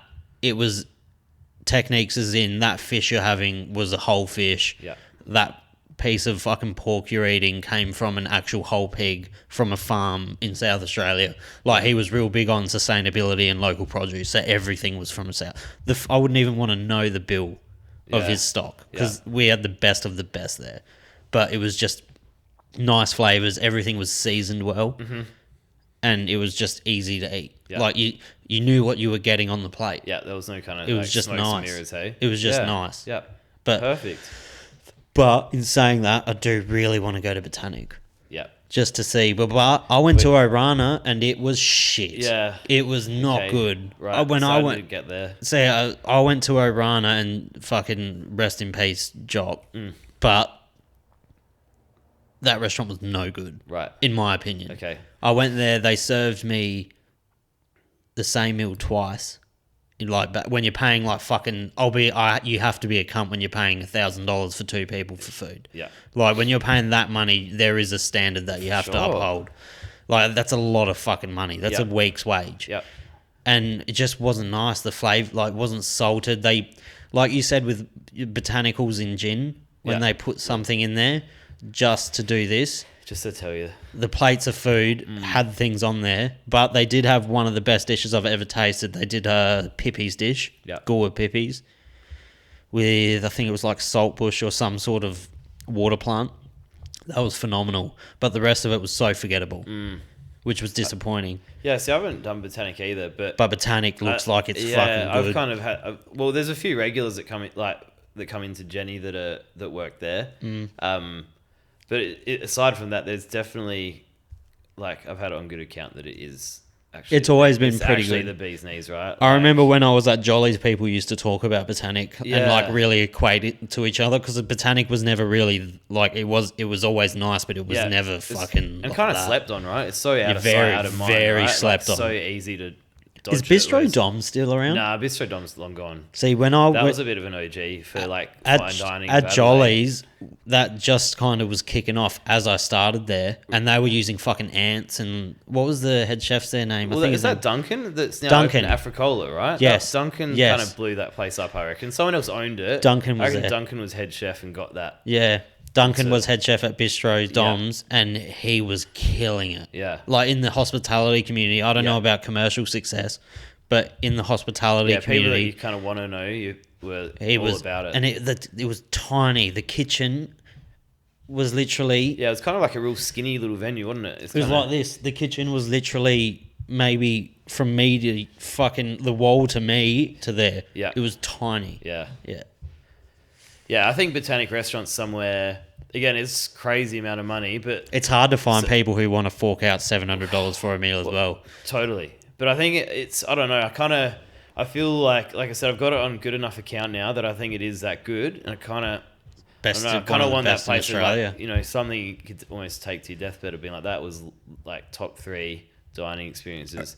Yeah. And like someone even put to me, right, like, without knowing the head chef there, like someone made the point of, like, when people can get, say, that good, unless they love the lifestyle in Adelaide, there's every chance that they'll get headhunted to go to, whether it's London, New York, or back to the eastern coast. Like, I don't know if he's Adelaidean or if he's how established here. I don't think he is. But there's every chance that he then leaves, right, and the restaurant doesn't become the same venue. No, you'd be surprised. I reckon there's a massive shift in Australia of people realising Adelaide's not shit anymore. Well, I think you're right. Because of COVID as well. Yeah. Because a lot of people during COVID packed up and fucking came to Adelaide. That's why our house prices are fucking 10 times the amount now. It's crazy. And like the food scene in Adelaide, it's still behind Melbourne and Sydney, but it's good. It's really good. Yeah. The food scene here is crazy. Yeah. There's some talented chefs here. Yeah. There's just not as much multiculturalism as there is in those states. Yeah, that's the only thing that Adelaide lacks. They have like proper inner suburbs, right, where it's just almost like a whole strip it's a different food. Their signs are in different languages. Yeah. There's none of that in Adelaide. No. You might get it in the only place in Adelaide is Arndale. Right. Have you ever been to Arndale? Dude, I have not been to Arndale for ages. Fuck, that place might as well be called Vietnam. Really? Yeah. It's crazy down there. Well, there's an Arndale shopping centre, right? But behind there. But you're talking about the suburb in general? Behind Arndale, there's the nicest but dirtiest Vietnamese places. That whole pocket, right? Ferryden Park, I reckon, is where you're at, isn't it? Well, we're in the southern part of Adelaide, so down here it's that just northwest, white. Yeah, that northwest spot there, though, I know is... I remember I actually bought an old second-hand car from out in West Lakes, and I remember, or even further, and I said to my now wife, being like, can we detour through these back streets and just isolate a couple of Vietnamese restaurants just to hit them up? Because I just know that it's just out of our zone, right? But they're like proper, authentic Vietnamese. I love going to different suburbs. The first thing I do when I go to a different suburb is I look on Uber Eats at what they got available. Yes, dude. And the south gets fucked with Uber. We got no good Uber down here. Yeah, but then you go up to like the western suburbs or something. They've got all dynamite. It's crazy. Yeah, I know. We luck out down here. I got to pay that $14.99 delivery fee to get something from like the city. Yeah, I can't agree with you more. I'm so glad you feel the same way. That's the first thing I look at. Yeah. There's this fucking really nice Szechuan restaurant on Goodger Street that I go to a lot. Okay. I'm going to butcher it. It's like Bagu Yui or something. Yeah, no, I'm not helping you. It's next to it's like 2 stores down from the supermarket on Goodger, the Asian supermarket. You know the one? No, it seems like there's a few on there now. On Goodger, there's a really nice one. Yeah, it's got like kind of more modern-ish one. Yeah, the modern one. Yeah. It's like 2 or 3 shops down from there, and they got some nice shit. Yeah. They got not, but Szechuan food's too fucking hot. It's so Everything's spicy. covered in It's like crazy. But it's got the pepper. Oh, Szechuan pepper, dude. It's like a real weird heat. It's numbing. Numb it. Yeah. Then yeah. Do you remember actually? You said you watched Bourdain before. Yeah. There's that episode with him and I think is it Eric? He's that French chef that I think he's the guy that found him actually the day he was found to be Really? dead. Yeah, he's like a 3 Michelin star chef. Oh, you know him. He's really tan. He's so nice. Anyway, they did an episode of being in Szechuan. Really? And being I've never seen it. being a Frenchman with like so little spice in food, like Zero spice. The dude was like in dying. the hurt locker. Like, What's your favorite Bourdain kind of era? Or do you have like a specific video or series you like? No, I don't know. That there's an episode, 2 episodes I really like. There's an episode with him and Andy Richter in northern Thailand, which is really good. The episode in Vietnam's pretty sick. Where he meets Barack. I think like that gave such like I reckon just broad appeal to Barack. He just seemed like just an actual regular human. I reckon everyone got behind Barack. Yeah, that's two that stick out. There's actually I think there's one episode as well where he's down in Lyon with Daniel Bouland. He's a Frenchman as well, New York-based chef. That was probably actually because I like kind of with you. I like his shows. They're really cultural driven as well. It's not just 45 minutes. Yeah, of I'm telling you, just food. You'd really like best ever food review show. I'm keen on that. He's fucking amazing. But I reckon the best Anthony Bourdain series or spot was when he went to Spain and he went to El Bulli. Oh yeah, have you seen that? That's sick. That is a sick episode actually. Yeah, and they ended up just cooking up some oki, I reckon, on the little on the barbecue. And just amazing. And El Bulli was crazy. To get a stage there, it took like 18 months to work for free. Yeah, right. For 2 weeks, and you'd have to fly to a little fucking island in Spain. Yeah, dude, so crazy, wild, isn't it? Yeah, I met Heston once. Oh yeah, actually, that was cool. Yeah, right. Yeah, how'd you tee that up? So he came down this is when Heston was like a fucking superstar. Yeah. He did like a world tour and he did like a cooking demo and we all went to it. And the owner of Osteria, or one of the owners, was kind of chauffeuring him around Adelaide. Mm-hmm. So after that, we went to a restaurant called, the same owner as Osteria owned Mezzalunga. Yeah. Do you remember Mezzalunga? Yep. I don't know why that closed. That was amazing. Amazing restaurant. It was really nice. We went to Mezzalunga or was it British India? They were next to each other. Yeah. They owned both of them. We went to one of them and we were having drinks with him and I accidentally burnt him with a cigarette in his eye. Heston? Yeah. No way. I was walking away from him and my head chef was walking towards him. Yep. And he bumped me and my cigarette just went boom. Bang. And it went over his glasses and went mink. No way. And I was like, fuck. That's unreal. What was the reaction? Oh, I just said sorry and he was like, that's all right. He was pissed as fuck. He just wore it. Yeah, he was hammered. But yeah, that was fucking... What a cool... That was like the golden years of cooking, I reckon, back then. Do you reckon like what we were talking about before, there's talking about food being too smart? Do you reckon though there's a level where you're actually... Like, I've not eaten his food, so I don't know. But do you reckon you can then actually be so maybe clever or as skilled as him where it actually can then... actually comes back to a point of almost being practical and making sense? When I say... Like, it's almost beyond the... When I say that, I'm saying it as if I fell out of love cooking it. Yeah.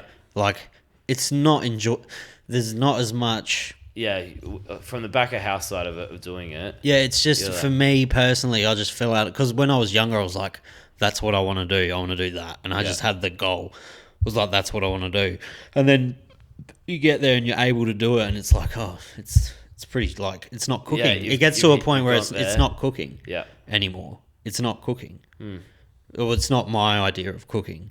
When you get to that point, like you're more of an architect or like a fucking scientist up to a certain point. Yep. Like you're dealing with there's no feeling in a lot of it because it has to be so precise. So precise with its It's like I'm sure wine is different. I guess wine and alcohol has to be precise. There's not really room for kind of cowboys in that kind of field. A little bit, that's like that's the whole wine industry has been like somewhat revolutionized in the last 10 years, right? For that whole like natural wine movement of like where less is more, right? You kind of get your raw material in grapes, crush it, let it ferment naturally, and pretty much just send it to bottle. Have you tried that? Is it Somos? Somos Yeah. wines? They're a natural wine company, aren't they? Yeah. I know them pretty well, actually. Yeah. They look nice. Yeah. Nice people I've never tried the wine, but it looks nice. Like, it just looks clean. Looks really clean. Yep. And easy to drink. Yep. How do you know them? Do you say you haven't tried it, but you kind of know? No, so I'm pretty sure Jacob posted them a few times. Yeah, okay. Or Jacob did a night with them or something like that. Yeah. Yeah, I'm trying to slowly get into wine. Slowly. Yeah. But I don't know what I like.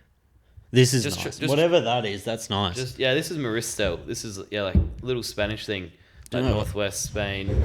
There's about 50 acres of it worldwide, I think. There's only like 2 or 3 producers that make it.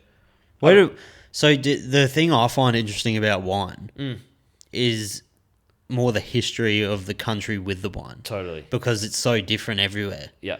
Like Spain, like the history, like you can imagine when you think of Spanish wine, you think of like all these lords and like people fucking just sweeping over nations and like taking over everything, and they're drinking their wine, and it's like really like you have this real idea about Spanish wine that's really rich and like just nice. Yeah. And it's nice wine.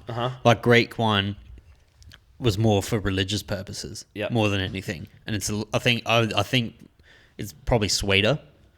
I don't know. Do you know much about Greek wine? Yeah. I'd say I know a little bit. Yeah. Is it shit? I don't know anything about it. No, not necessarily. The only thing I know about it is from church. Yeah, right. And what do you know? What's church teach you about wine? No, church wine. Like you drink the wine at church. And it was always nice. Yeah, I think they drink port. I don't know shit about wine. No. I just thought I'd try and say something. Yeah. No, like places like Greece are interesting, right? Because there's definitely a lot of romance and fanaticism. That's what I'm talking. But the thing is, sometimes you actually got to. It's so unsexy. But if you break it down to say places like Greece is like, you actually forget some like Italy, like almost parts of those countries are third world countries, right? And they actually just lack money and resources to make kind of better clean wines. So while there's small examples of where people have been doing it for years and can do it really well, right? Like on like Santorini is like, despite being obviously a tourist mecca, like there's a grape called Acertico on there, and it's like it's so hot right now in like say London, New York. I mean even here in Australia we were on it, like makes mineral racy fine white wines. Like northern Greece makes like beautiful what's called like Cinnamavro, kind of makes these structured perfume savory red wines. But again, they're like 2 pockets which can like demonstrate really great winemaking, and then there's everything in between that goes to shit. But like every country's like that. But it's just parts of Greece, Italy, Spain, and everything. There's so many pockets don't have a lot of access to resources to make their wines better. And it's not maybe through lack of information or ability to do so. They just need better. Do you know a lot about wine history as well as wine? Yeah, there's a deep history with wine. So I love history. I love geography. And then I think, like, I was an only child, and I think I used to get dragged around to so many wineries. So I think all that combined was like this passive little rock for me of like when kind of got exposed to it, it kind of like ticked that box of geography, history. I mean, alcohol's like an intoxicant, so it's kind of fun. There's a cool book. The sensory thing of it all, like I think it's super, like, there's so much of it to me that I think's like crazily fascinating, right? There's a cool book. I seen this guy on Joe Rogan's podcast. It was a long time ago. It might have been over 2 years ago. He wrote a book because he studied it for years. Ancient Greek culture back like hundreds of years ago. Yep. They found that they used to use spiked wine during their religious ceremonies. Mm-hmm.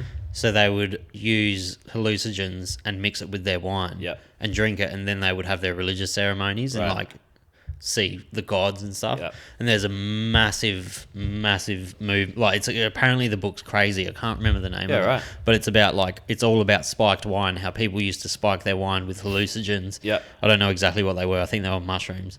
And they used to have like religious breakthroughs during like, hundreds of years ago. Yeah, wild. And it's such a... I'm so done with wine, so I'm just throwing shit out there that I am thinking of.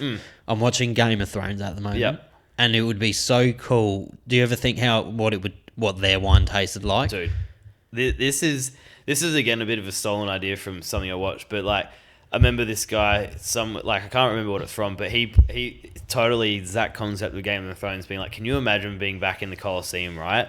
Drinking your fucking like wine. Having one hand just full of some like pork hock and another hand just like a goblet of like whatever kind of grape juice. And just 7 wives. Crazy, dude. The raw emotion and energy of that I just think is mental. Dude, hey? do you know what I think you're of? like Saturday night at the Coliseum or something with like the boys. Yeah. But it's crazy because I went to the UFC in Perth recently. Yep.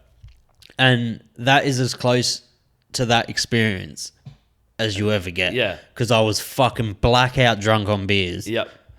I was with all the boys and we were watching two men in a fucking cage trying to kill each other. Unhinged, like, it raw was, energy, right? But imagine that times fucking a million because they're all wine drunk. Mm-hmm. Which is a thing. Wine drunk is a thing. Yeah. And it's just, I just would really like, what does their wine taste like? Yeah. Yeah, those like 500-year-old bottle of wines and shit, surely they wouldn't be nice. The ones that sell for like $100,000. They'd be... No, I think the oldest bottle of wine out there, which I don't think is ever going to be for sale, is like 1387. That would be horrible though. It would be terrible. I dare say so. Yeah. What it would go, wine goes off. Yeah. There's definitely like oxidizers. There's definitely like a bell curve, right? Of like, you know, not all wines are built for aging. In fact, like very little. Does age matter? Do you? No, not at all. In fact, if anything, I've really now realized like I prefer wines in their youth. Really, like fresher. Are they fresher? Yeah, but also they are definitely fresher. More acidic. No, not necessarily. Like acid is like kind of doesn't dissipate. It's just like it will feel differently to drink it. But some wines like have real telltale aromatics, right? They're like inherent to that particular grape. And so when in their like say 6-year window of say their youth, like they're so present, but then some of those wines still like are perfectly suitable for drinking in their age, but they kind of all those things of brightness and freshness that you say will turn really tertiary and kind of like even well drinking old wines can kind of just look like old red wines, if that makes sense. They kind of can lose their hallmarks of what the grape was, if that makes sense. So like, yeah. It kind of just all melds together. Like you can't get those pronounced flavours out of it that the grape is known for. Exactly. And I kind of like being like, I'm drinking X, Y, and Z for that reason. With a blind tasting, could you tell what a grape is? Yeah. So that was part of what I had to study and what I was doing in Melbourne was part of that. Because I was talking to that, is it Drew, the master of wine, whatever? That was that Dwayne. I was talking to him after his presentation for like 20 minutes. Mm-hmm. And he was telling me like how vigorous the course was that he did. Yeah. And he was saying he had to like do 20 glasses of white wine, of some sort of wine. Yep. And know exactly which one was which. Yeah. And I was like, to me, they all kind of still taste the same. Dude, it's crazy, right? Like you're drinking, so it all starts with, grapes having different flavors and whatever, like different aromatic profiles. Some, like I said, are inherent to that grape and they're the really easy ones you get in a blind tasting. It's like Cabernet Franc, it's like raspberry leaf, like cut jalapeno, kind of gravelly pencil shavings. You get like Malbec or something from Argentina and it's kind of plummy, mulberry, blueberry. Isn't that subjective though? So this is funny. So obviously I'm in a job of selling wine to customers. I actually do hate, I'm not one to do that. Like I even sell doors or whatever. I used to never be that person that'd be like, oh, you should taste this. But I do think there is enough, like having been in a room with people doing this or whatever, that like we're not all just like drinking the Kool-Aid here and like just believing in each other's bullshit. Like there is like, certain grapes do. There's just a thing, right? Grapes may like say red or like white grapes start in a citrus spectrum, roll into stone fruits if you leave it on the vine. Chardonnay, you pick it right later, it's just going to go tropical. Like that, it's just a thing. Like, that's just how it works. Like it will. I'm like if it's a really tropical Chardonnay, there's maybe 1 out of 10 people is going to still just say it's lemon, but that's probably because, without being rude, it's like they're just not educated. They're just pulling it out of the dark. They just don't have the palate for it. They're just not like. It's funny like. Talking about before being born and things, like I don't think you are born just to naturally. Well, in saying that, it's just actually being told that you're allowed to say these things. Like, if that makes sense. In saying that, though, the average person when they think of citrus, in their defense, they probably only know 4 citruses. Yeah. Do you know what I mean? Like they don't lemon, have lime, grapefruit. Yeah, they don't have like the palate to say, "Oh, kumquat" or fucking loganberry, or elderberry. Like they don't have that in them. reach, right? But I remember this is before I even liked wine. Me and Jake was sitting on his deck at home. Yeah, and we were just fucking drinking. I remember when they were building that. Yeah, right. His dad built it himself. Oh, right. It was only this old man's place, is it? It was only the top floor. So they built everything else themselves. Fuck. It's crazy. So nice. We were at the front of his deck drinking, and we were drinking this. He had like, this is I think before Nuri, he was like tasting heaps of wines to get his wine menu down. Yeah. And he had this really expensive fucking bottle of white wine. I don't know what it was. And we were trying it, and he was like trying to put notes to it, and I was like, oh, it tastes like jackfruit. Yeah, nice. It tastes heaps like jackfruit. And he was like, oh, it fucking does. Yeah. And I was like, but to me, that's all it tasted like. Yeah. But I like jackfruit. Yeah. Or like it had like a durian-y almost taste. Yeah. It was nice. So actually, I love now like drinking with people that kind of for the opposite of what you're saying. I love people that are kind of like uninhabited by what they're tasting, right? Like because they just like it. Well, we're just hearing what they come out with, right? Because sometimes they'll just be like, oh, like Matani chicken salt or something, and you're like, fuck, it does. Like for all the things I'm kind of thinking of, looking for, like my brain probably won't give me a Matani chicken salt kind of thing. And I find that shit, like people that are just like throw things out there, right? Like maybe like Jake or I have like a catalogue of say 30 fruits in our brain. Like jackfruit's probably like sitting in a 30 to 40 category though. But it's not to say you're not pulling it. It's like, well, it's just say you're looking at a problem for so long. Yeah. And the answer's there. Yeah, it's right in front of you. And then you get someone to have a look at it, and they're like, oh, it's that. Yeah. And yeah, there it is. Wine's a weird world though. Yeah. That's got sediment in it. Yeah, that's probably... I'd say, like, I think despite this being a tiny production wine, I think there's very little, like, any winemaking artifice in it. So it's just like... I like it. Tartaric acid crystals that precipitate out. Have you ever made your own wine? No, I'd hate to. Not even like a little batch at home? No, well, I'd say, yeah, I'd take that. But like, I probably will at one point. But I think... Is that a thing? Can you just grow like 2 fucking grape wines at home? Yeah, why not? How much wine would that make though? Fuck all. Yeah, like maybe 10 bottles. My granddad used to smoke a 40 pack of cigarettes a day. Yeah. And drink a whole cask of red wine. What's the cask? 5 litres? Fuck knows, but it was like we're talking like a little. He used to blow up the bag. Yeah, I think they're 5 litres. That was our little play toy. Maybe 2.5. He used to blow up the bag. He was a war vet. Yeah. But he lived till fucking 88. Yeah. 88 or 86. Yeah. But it was a different world back then. Yeah. But yeah, wine, I'm into it. It's a more sociable way of getting hammered. In my opinion. You get drunk hammered far quicker, right? If I go to a different hammered. If I go to weddings, right, like I always start on beers because I could do 2.5 glasses of wine to say 1 beer because beer's just carbonated, it's freezing cold. Whereas wine gets me. But yeah, see that's the thing. What some people can do a glass and a half and they're just like buzzing straight up, right? I'm on a nice buzz now. Yeah. But I can drink a carton of beer. Yeah, and just be... I won't be fined, but I can drink it. Yeah. But if I don't know, I've never drunk like 3 bottles of wine. I'm sure it would fucking level me out. The hangover's worse too. Yeah, right. Yeah. So I'm obviously past it, so I don't know. Yeah, I don't know. So wine drunk is a thing though. Yeah, I definitely agree. Like I know it's a heavier drunk. Yeah, it just hurt. It's a slurry drunk. Yeah, for sure. I cannot drink bourbon. Because you don't like it, or also you've just... I don't like it, and it just fucking gets me like a whole different drunk. Yeah, right. For some reason. I've never had that thing. You know how some people say, I can't drink this spirit because it does X, Y, or Z to me? I've never been that person. I've not been cognizant enough to realise I've turned into someone. Or Johnny Walker Red Label. Yeah.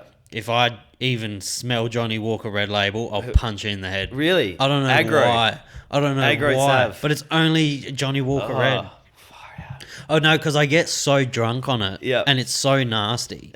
I just lose all bodily function. I'm just fucked. I've got S2 comes out. Yeah. I don't know why, but I've recently really started taking a liking to whiskey. Yeah.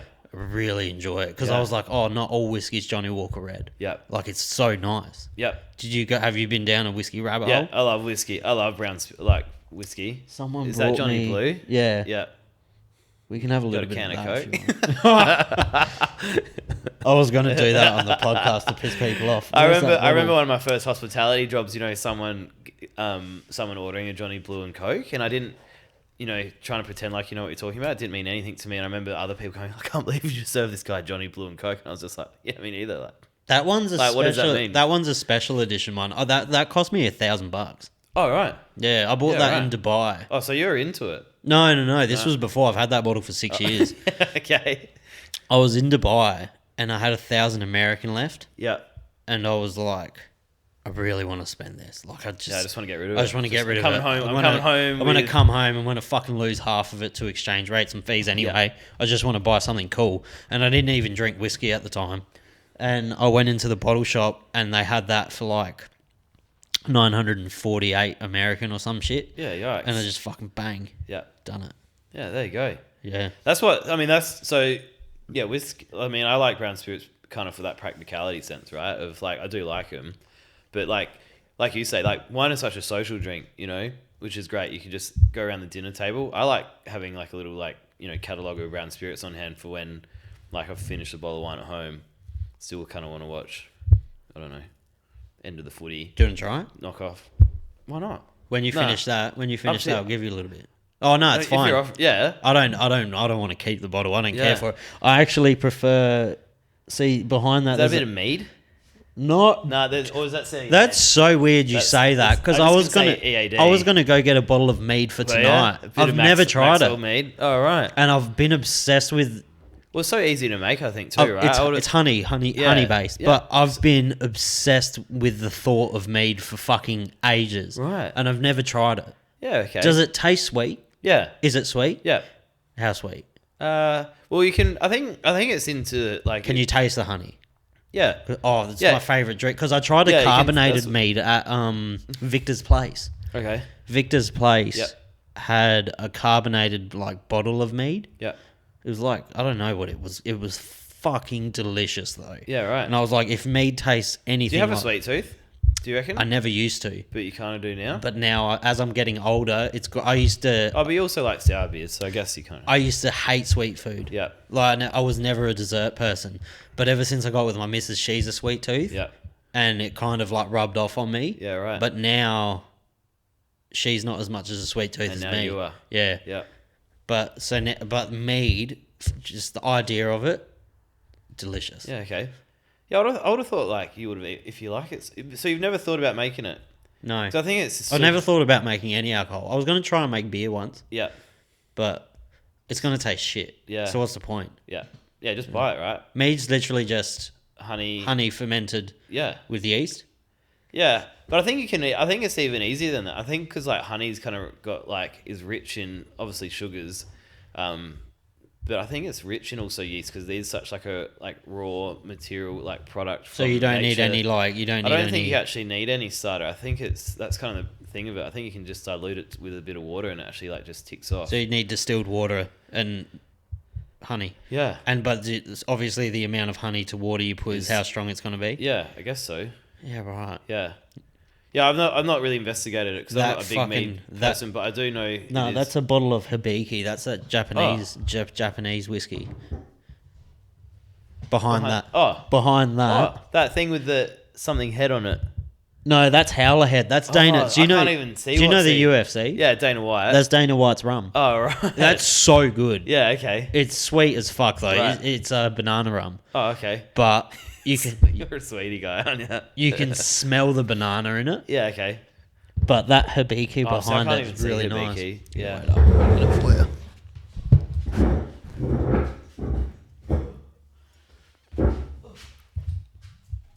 Hey, can you answer me something? Yeah. Oh, you have hardly touched this as well. No.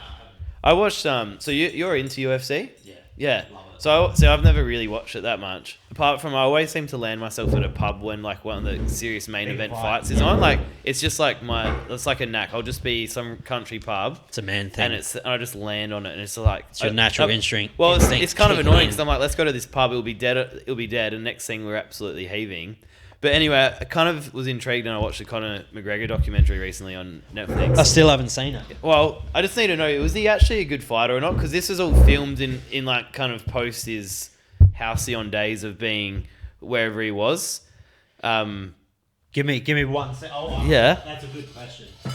As someone, because you don't watch, obviously. Nah. So it's just come from like kind of the end of his career, right? I'm just like, it's very easy to Google his record, but I've got these cups. yeah, beautiful. These are stainless steel.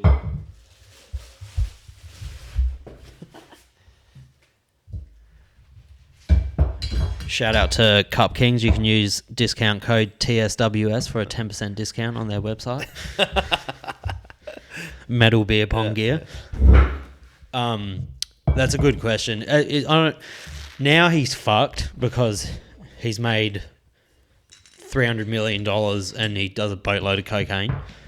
But Prime Connor was like one of the most special athletes in the world. Right. He was very special. Yeah. He was a very good mix of an entertainer and a phenomenal athlete. Yeah. He was a freak.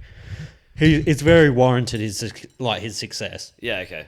Because he's a showman. Yeah, well, and that's the thing, right? I don't know if like he got a bit of a leg up for being such a good showman. He's a fantastic as a money maker showman. for UFC. That like he kind of maybe got handed a bit of a softer ride to be good though. That's another thing. If you look at his early record, everyone he fought was future champions, right? Or top 3 athletes in the world, and he was not. So he had a fucking hard run, right? But towards the end of it, like now it's hard to say because he's a shadow of the man he used to be. Yeah. But would you be the same if you were worth $200 million? Like you lose motivation. Totally. That's how it is. Yeah. Try that. Yeah. Hey, cheers. Cheers, mate. I looked it up. You're supposed to dilute it with a little bit of water. Why bother? Look at that. That's nice though, isn't it? So good, isn't it? It's nice. That's killer. I don't know why it was that expensive. It's a cask edition.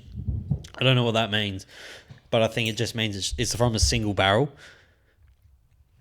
So that's 56% alcohol, right? It's stronger than a normal one. Yeah, that's like cask strength. Maybe that's what they're saying. The cask edition. Yeah, and it's a single single barrel. And single barrel too.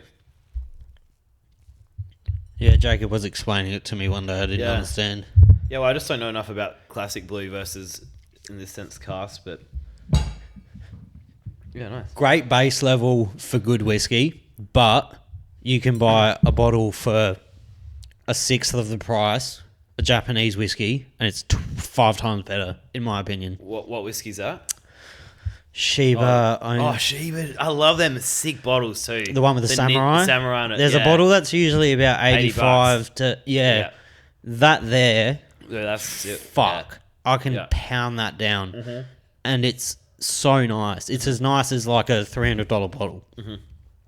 Whiskey snobs are worse than wine snobs.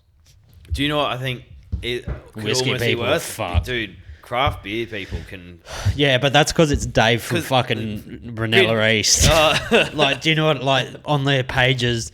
There's all these fucking bogans who have no idea. And that's why they're so like, you almost feel defenseless to them because they're so like unassuming and harmless, but then they're so like passive aggressive to you. But it's funny you say that because Lee from Shifty Lizard was like, they have single-handedly ruined craft beer. Yeah, they have. Because you go on their pages and they're like, this beer's shit, and it's fucking Damien, the crackhead from, from down the road. Yeah, it's because everyone's got a voice. Or they sit in the express lane talking to the beer buyer. Do you know what, though? Talking about that they're using, like, concentrated hops versus real hops. And you're just like, mate, I just want my 4X and go. A lot of people drink wine now that you wouldn't suspect. Yeah. Like, a lot of, like... wine... What? Yeah. All booze is blown up, right? But wine big time. Wine's a good one for people who drink too much but don't want to be judged. Yeah. Because you're just appreciating the craft. Mm-hmm. Yeah, you can hide under the veil of wine. It's a great alcoholic drink. Yeah. It's perfect. Totally. Because you sip it, you can't really scull it. You can scull wine, but you're a dickhead. Yeah, but no, if you top yourself up and people still think you're on your first glass, right? What's your favourite bottle? Don't know. I probably... You got a wine to take to an island? Yeah, I'm taking Chardonnay. I drink so much Chardonnay. I probably drink more white wine. Chardonnay's white wine, yeah. I probably drink more white wine than red. I love Chardonnay. Chardonnay's real acidic? No, it doesn't have to be, right? Chardonnay can be full-bodied and kind of like powerful and really round and soft if you want, or it can be. We'll do another podcast one day, and we'll do a full wine tasting. Yeah, that'd be great. Yeah, because I don't get to do that anymore. Like, talking about with Dwayne, like that's and like people like Jacob and tasting. That's what we used to have to do, was like taste. We'll get Jacob on as well wines all the time. Whereas now all I do is reps come into me and they're like, show you all your bottles. Like, I miss doing that so much. I think there's still the best way of being like unbiased in what you're drinking. That's really sweeter than I thought, Len. I remember. It's got like some unctuous. It's kind of oily and chewy. Because there's no sugar in these things, right? So it's always interesting. There's actually no like technical sweetness, right? But it's that like glycerol of alcohol that gives you that mouthfeel, right? I'm so excited for the whiskey highballs in Japan. Again, like simple things, right? Just good whiskey, soda bit water. Of soda, see, my presumption of whiskey when I was growing up was you drink it with fucking Coke. Coke, right? Yeah. And you would pound down that much Coke that you would have a hangover in the morning from drinking 7 cans of Coke, rather than... That's like when I used to go out, I only used to drink... When I was on big benders, my drink was vodka lime soda. Because I knew I wouldn't feel fucking gross the next day, because there's no calories and there's no sugar. Yeah. Does that mean, did you do like VCRs to then... No, I was never a VCR. So you were smart from the get-go. You always started Cruisers. See, I had to learn Smirnoff Double Blacks. Such a great drink. Goated. Such a great drink. Goated. Are they still around? Yeah, I think so. They're shit now? I think so. They are. I haven't tried one. They're actual. Do you know what are good? They're actual heaps good. 196s. Yeah, dude. I reckon I was one of the first in the country to have a 196. A friend of mine was in Japan and came back just prior to COVID. Early 2000s, and he came in with a can of it was like a, I don't know, big 500 700 ml can of 196. I had never laid eyes on that can before. I remember, I've still got a photo of it. I was down at Robe. My wife and I had like a broken honeymoon. Apparently Robe's really nice. Yeah, it is pretty good. Yeah. I wouldn't know because we were there and everything was closed. But they're everywhere now. There's like a hell naughty adult. Have you been to the bottle shop on, Sullivan's Beach? This is hell weird. What a surprise. Dude, this is so weird you bring this up. I only went about a month ago. What a surprise. And someone else kind of dropped that on me about, I went through in the little clearance bins of booze. And Crafties. I love those. I love random regions like that going. Again, it's like my thing of pubs and bakeries. I love going into random bottle-os because I know someone at one point got conned by their sales rep to buy this bottle of wine and no one in those suburbs is buying it. And he just gets to the point and he's just like clearing it for $20 and it's like a $300 bottle of wine. So I went in there recently and there was all this like lo-fi small producer stuff from Victoria, New South Wales. That if you didn't know. Yeah, I can't imagine how many people are buying it regularly, but like at least I know that it's there to tap into. Their craft beer section is fucking insane. But you walk into it and you go to the car park and you're like, this is gonna be gross. Dude, I was with my daughter by myself and it was like there was no one around. Next thing, some child was running around with like a 2-liter milk carton. I was just like, we're just gonna get jumped here. I'm just like, this is it. The grocery store they next were to so it nice though, dude. The two guys that have only worked there, excellent service, and all the people that came in were like so friendly, knew him on a first name basis, and I was just like, this is just like a little local institution, I think. So they have the grape 196s there and the lychee ones and shit and the melon ones. Yeah. And they have the double strength ones. 9%ers. 9.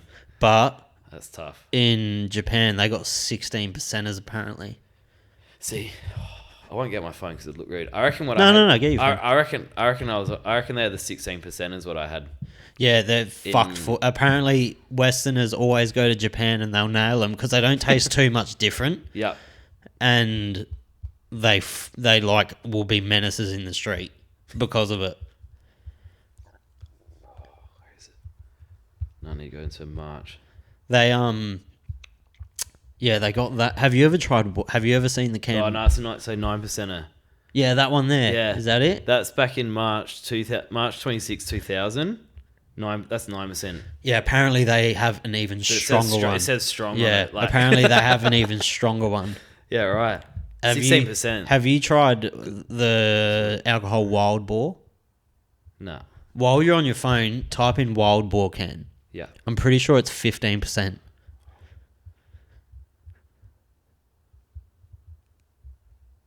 Also, you need to send me that beer that's like 60. Yeah, we'll look for it after the podcast. I'll jump on my phone and we'll look for it. Maybe Wild Boar beer, bourbon. Yes, but yeah, 15% can. Yes, Wild Boar. So you can buy them from the Woody. You can buy them everywhere. Right. My mate we were in the car. Dude, that is crazy. It's really bad. We were in the car and we were on the way to the Woody, and he's like, "Oh, you have to nail one of these." They're only $14 for one. It's tin. cheap. Yeah. I was playing catch up, so he's like, "Oh, nail one of these." It's pretty good, isn't it? And you'll be good. Yeah. I was like, "What is it?" Standards is that? Fucking 5. Is it? About would have to be. That's great value for money, isn't it? And do you know what it tastes like? Literally, it tastes straight cheap bourbon. Yep. With Coke essence. Yep. There's no fizz. Yep. Oh, no carbonation. It's all fucking bourbon. It's like straight bourbon, pretty much. Mm. And I nailed the whole can. Like, just fucking sculled it. Yep. And immediately, I was fucked. I was legless. Like, within 3 minutes of drinking that, I was fucking legless. To the point I came home, we were drinking more. I had a stomach ache from it. Yep. I was like that drunk. I was like, you gotta call the hospital. To my missus, she's like, what do you mean? I was like, all right, everyone out my house. Yeah. Kicked everyone out. And I went to my missus, was like, you need to call the ambulance. Yeah. And she's like, Sav, what did you drink tonight? And I was like, I smashed this can. It's like 15% alcohol. Yeah. And she's like, that's why you feel sick. You're not dying. And she was like, no, you need to call the ambulance. It was fucked. But I can't believe they sell that. But marijuana's illegal. Oh, dude. I mean, there's so many drinks like that now that... they just want to kill you. Yeah. Well, like hard lemonade or whatever. There's that... I think there's some I think Woodshed on at Renmark. They do like a hard lemonade and it's like 8.2%, right? That's a lot. And it's like... There are so many drinks now that I think are purely targeted, I think, to like... even say 16-year-olds to 20-year-olds, where it's just like cheap and cheerful. One and done. But yeah, exactly. Like there's the only motive is to target the younger generation to play like, to just get rinsed as quick as possible. It's where the money's at. But like you said, it's almost like, make it fucking illegal. Like we all know what you're doing. That can is like a loaded gun. Yeah, I want to knock one off now. Dude, it's fucking horrible. Where'd you say that? At Woodcroft? They sell them everywhere. Right. Try it. It's horrible. Yeah. It's really bad. Yeah. But if you... I don't know. No. It's so bad. Yeah. It's if kind of like the sick on me. I'm just still intrigued to... I really want to try that fucking... What's that beer called? Yeah. I have to find the name of it for you. Sorry. Most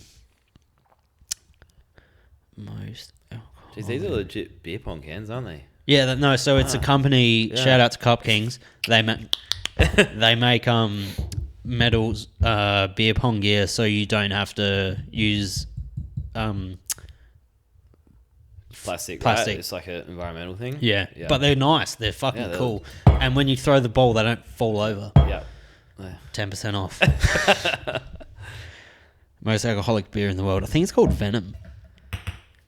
Yes, here it is. Snake Venom. They give you, with every purchase, they give you a little shot glass, like a little tasting glass. It's only £50. Right. So 80. It cost you $100 to get it. Yeah. A minimum, maybe 150. I think you can get it locally. 67.5% for 330 mils. That's crazy. That's fucked, eh? Isn't it? Where is it? Was single cast. See, it's weird because like being that alcoholic, right? The drink isn't actually going to go off, so you don't need to drink it straight away. Country of origin, Scotland, of course. You Scottish fuck. So I presume it's carbonated because they're trying to call it beer, but at that degree of alcohol, right? Like it's. Like, I don't know the legalities of that. Because does beer have to be carbonated? Well, I don't know, but just at that level of alcohol, like it's pretty much bulletproof to oxidation. So like, obviously opening it would lose any carbonation, but things like this, pretty much about over 17.5% alcohol, right? You're pretty well safe from oxidation. Other things will occur, like chemically within the product, right? You could clean your toilet with that. But it won't turn to... Yeah, for sure. You could... if you cut your hand here... Yeah. and it got badly infected, I could pour that on Johnny, you. aren't you? Or the beer, yeah. It's fucked. But it's just crazy. I really want to drink it though. Yeah. I'm intrigued. You have to. The intrigue. I think someone like you that's around food and flavour and everything, right? Things like that. Things like that, but they're just too intriguing to let go. Do you know what I've always wanted to try? There used to be this cooking show. I used to love cooking shows when I was a kid. Did you watch Ready Steady Cook? Everything. I watched the original MasterChef. Were you a Huey fan? I used to hate Huey. Yeah. This is something and he used to do the product placement with the Viva fucking it's wipes. so good, wasn't it? Just... I used to watch this show. It was I can't remember his name. Maybe it was Hugh. He was English, and he used to go to like these little farm. He had like a farm in a little farm town in England, maybe Yorkshire or somewhere. And he used to just cook out of his garden and shit. And he went to like all these little village parties, and they made fresh, proper cider one night with apples. Yeah, like they'd crush the apples in the machine by hand, and it didn't look. Is cider always carbonated, or is it? There should always be a little bit of naturally carbonated, not like that's CO2 driven. Right? That's what I was going to say, right? And they drink it warm sometimes. Yeah, that's delicious. Yeah, but I think like cider is heaps more complex than what we know of, like Somersby and stuff, right? Like English. I think the English are crazy for cider. Like Germans call it like Apfelwein. I've never tried nice cider. I've only ever had cheap, shitty cider. Yeah, and I'm the same actually. I think I don't think my body and I get along. Well, I've had experiences which clearly are just like intoxication related, where I've not been well from nights on cider. So that's your drink. That's your drink. So it's kind of scarred me a little bit. But I'm intrigued because there's some people that, barrel aged cider or make it like champagne where it sits on its like natural apple solids for like years and disgorge it and whatever. So I'm really intrigued in the world of ciders because I think it's actually like it's interesting, pretty dialed in versus like again the RT or like crack and go cans of Somersby and whatever else is out there. They're fucking. Like, I used to smack down a Somersby. That was a cheap drink, wasn't it? I reckon value for money. Strongbow. Yeah, no. I think Somersby was best value for money. Somersby like booze to price ratio. I think in the cider world, Somersby is what Tui's is. Yeah. That's like a real... Goes hand in hand. Got a little warm spot for you. It goes hand in hand for me. And I'll die on that hill. Tui's is the easiest drinking beer of all time. Yeah, right. I'll die on it. That'll be my grand final day beer this year. Then. I'll go drink for drink with anyone on it. Yeah, okay. Because I just know the flavor. I know the bottle. I know where to grab it. It's just so... where are you? Just like... It's just bottom there. of the hand's just on the neck of it? Yeah. Yeah, it's just good. Yeah. It's just a good beer. I don't know. I'll die on that hill. But cider does interest me a lot. Yeah. Do you know what I'm really excited to try in Japan? Sake. Sake's. Never fucking tried it. Yeah. Ever. Oh, ever? Not once? Nah. Oh, right. Is it like soju? Totally different alcohols. Well, I think soju is also rice based, right? Is it? I think so. Is sake almost? It's not like really. Because you can get strong sake, can't you? Well, and that's the same thing with soju, is that you can go from like 17% alcohol up to like so good. all the near like spirits of like 40%. Yeah, that was one realm I didn't touch on. Post my studies, you could like extend it and go into sake, and I was just like, I just won't, because I was kind of exhausted through my studies, and the application of sake wouldn't really apply to me. Yeah, it would have been pointless. Yeah, apart from the curio factor, but my brain was kind of just melted, so I left it. But while I've drunk sake, I don't ever like to confess to be an expert on it, right? Even though like I probably the 12 I've drunk is more than like 90% of the population. That 10% though is so dialed into sake that would just make me look like an absolute. You can just buy like a fucking like $3 bottle from a vending machine, or like a $6,000 bottle. Thing. It's crazy. Yeah. It's one of those drinks. If I'm going to a restaurant that I know kind of gives a shit about their beverage program, I typically always will drink sake. What's your favourite restaurant in Adelaide? I didn't ask you that. Just for revisitability. Yeah, I probably like Odgie. I think Austria. Yeah, I haven't been Odgie. There. Yeah, I've never been. Beautiful fit out, and it's like it's real intimate. Well, it's intimate and it's kind of like the fit out's beautiful, but the service, it's that thing of like, have you been to Fugazi on? Yeah, so one of my friends who I did my apprenticeship with is one of the head chefs there. Oh, who is it? Cow. Oh, dude, he's a regular at Jenny. Yeah, Cow Bishop. I did my apprenticeship with Cow. Dude, we open 7 days. He comes in 5 days a week. No fucking way. Nothing's changed, Cow. That's crazy. Yeah, so I did my apprenticeship with Cow. As soon as he said I bet it's fucking. Do you know Cow? So yeah, dude. Next time you come in, he comes in, tell him you're with Sav. Yeah, I can't. And he'll have a heart attack. Hell, I'm gonna have. I was talking to Cow the other day. Were ya? Yeah. So all of us boys, because originally the owners of Osteria, the head chef and stuff, all were based from Amalfi. Right. And so then they opened Osteria. Like the head chef came and he was from Amalfi, and so we were just fucking little shits. And then I was an apprentice, and then Cow joined as an apprentice, and we were even bigger shits. And we were just running muck on Rundle Street all the time, getting fucked up, staying out till like 5 a.m, going to work. But we always rocked up an hour early, like. Yeah. But it was just such a wild time to be alive. But Cow's a legend. Fucked. Yeah. I can't believe that. Yeah. He's a loose unit. Yeah. Yeah, well, I don't know him that well. Like, I see him really through the lens of just when I'm working. But good like, dude. I guess know him really well from that sense. But you know, they're both under the same like they're both the Kadachi run venue, right? But like Fugazi is like fine dining kind of spec.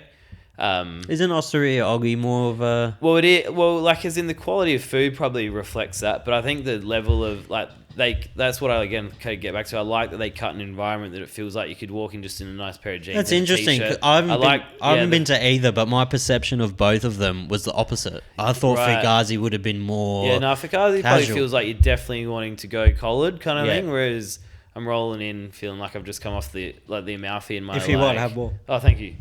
Off the Amalfi in like a little, I don't know, t-shirt and shorts and some Birks. Is Ruby Red Flamingo still kicking? That's a heaps good question. Don't know. Is it still open? I don't know. I got in fact, my best Osteria, man is... the Osteria opened that too. Walter owned... Yes. So Walter owned Ruby Red, Osteria, Singapore House next door. Yep. Now, which is... And Osteria is now Hispanic Mechanic. Yep. Lucky Lapita's, Concubine... Was he Lucky Lapita's? Yes. Lucky and the Mexican that was down at like Flinders Medical, right? That's and him. then went to North. Oh, so right. Walter, that was an OG little southern. All of these restaurants that opened after Osteria, they used to use Osteria's test kitchen. So they used to come in and cook with us. And Lucky Lapita's the head chef. I forget his name. He's from Texas, I think. Yeah, right. He came and cooked with us. And so Walter's thing was he'd go to a country, bring over chefs from that country and put them in the restaurant.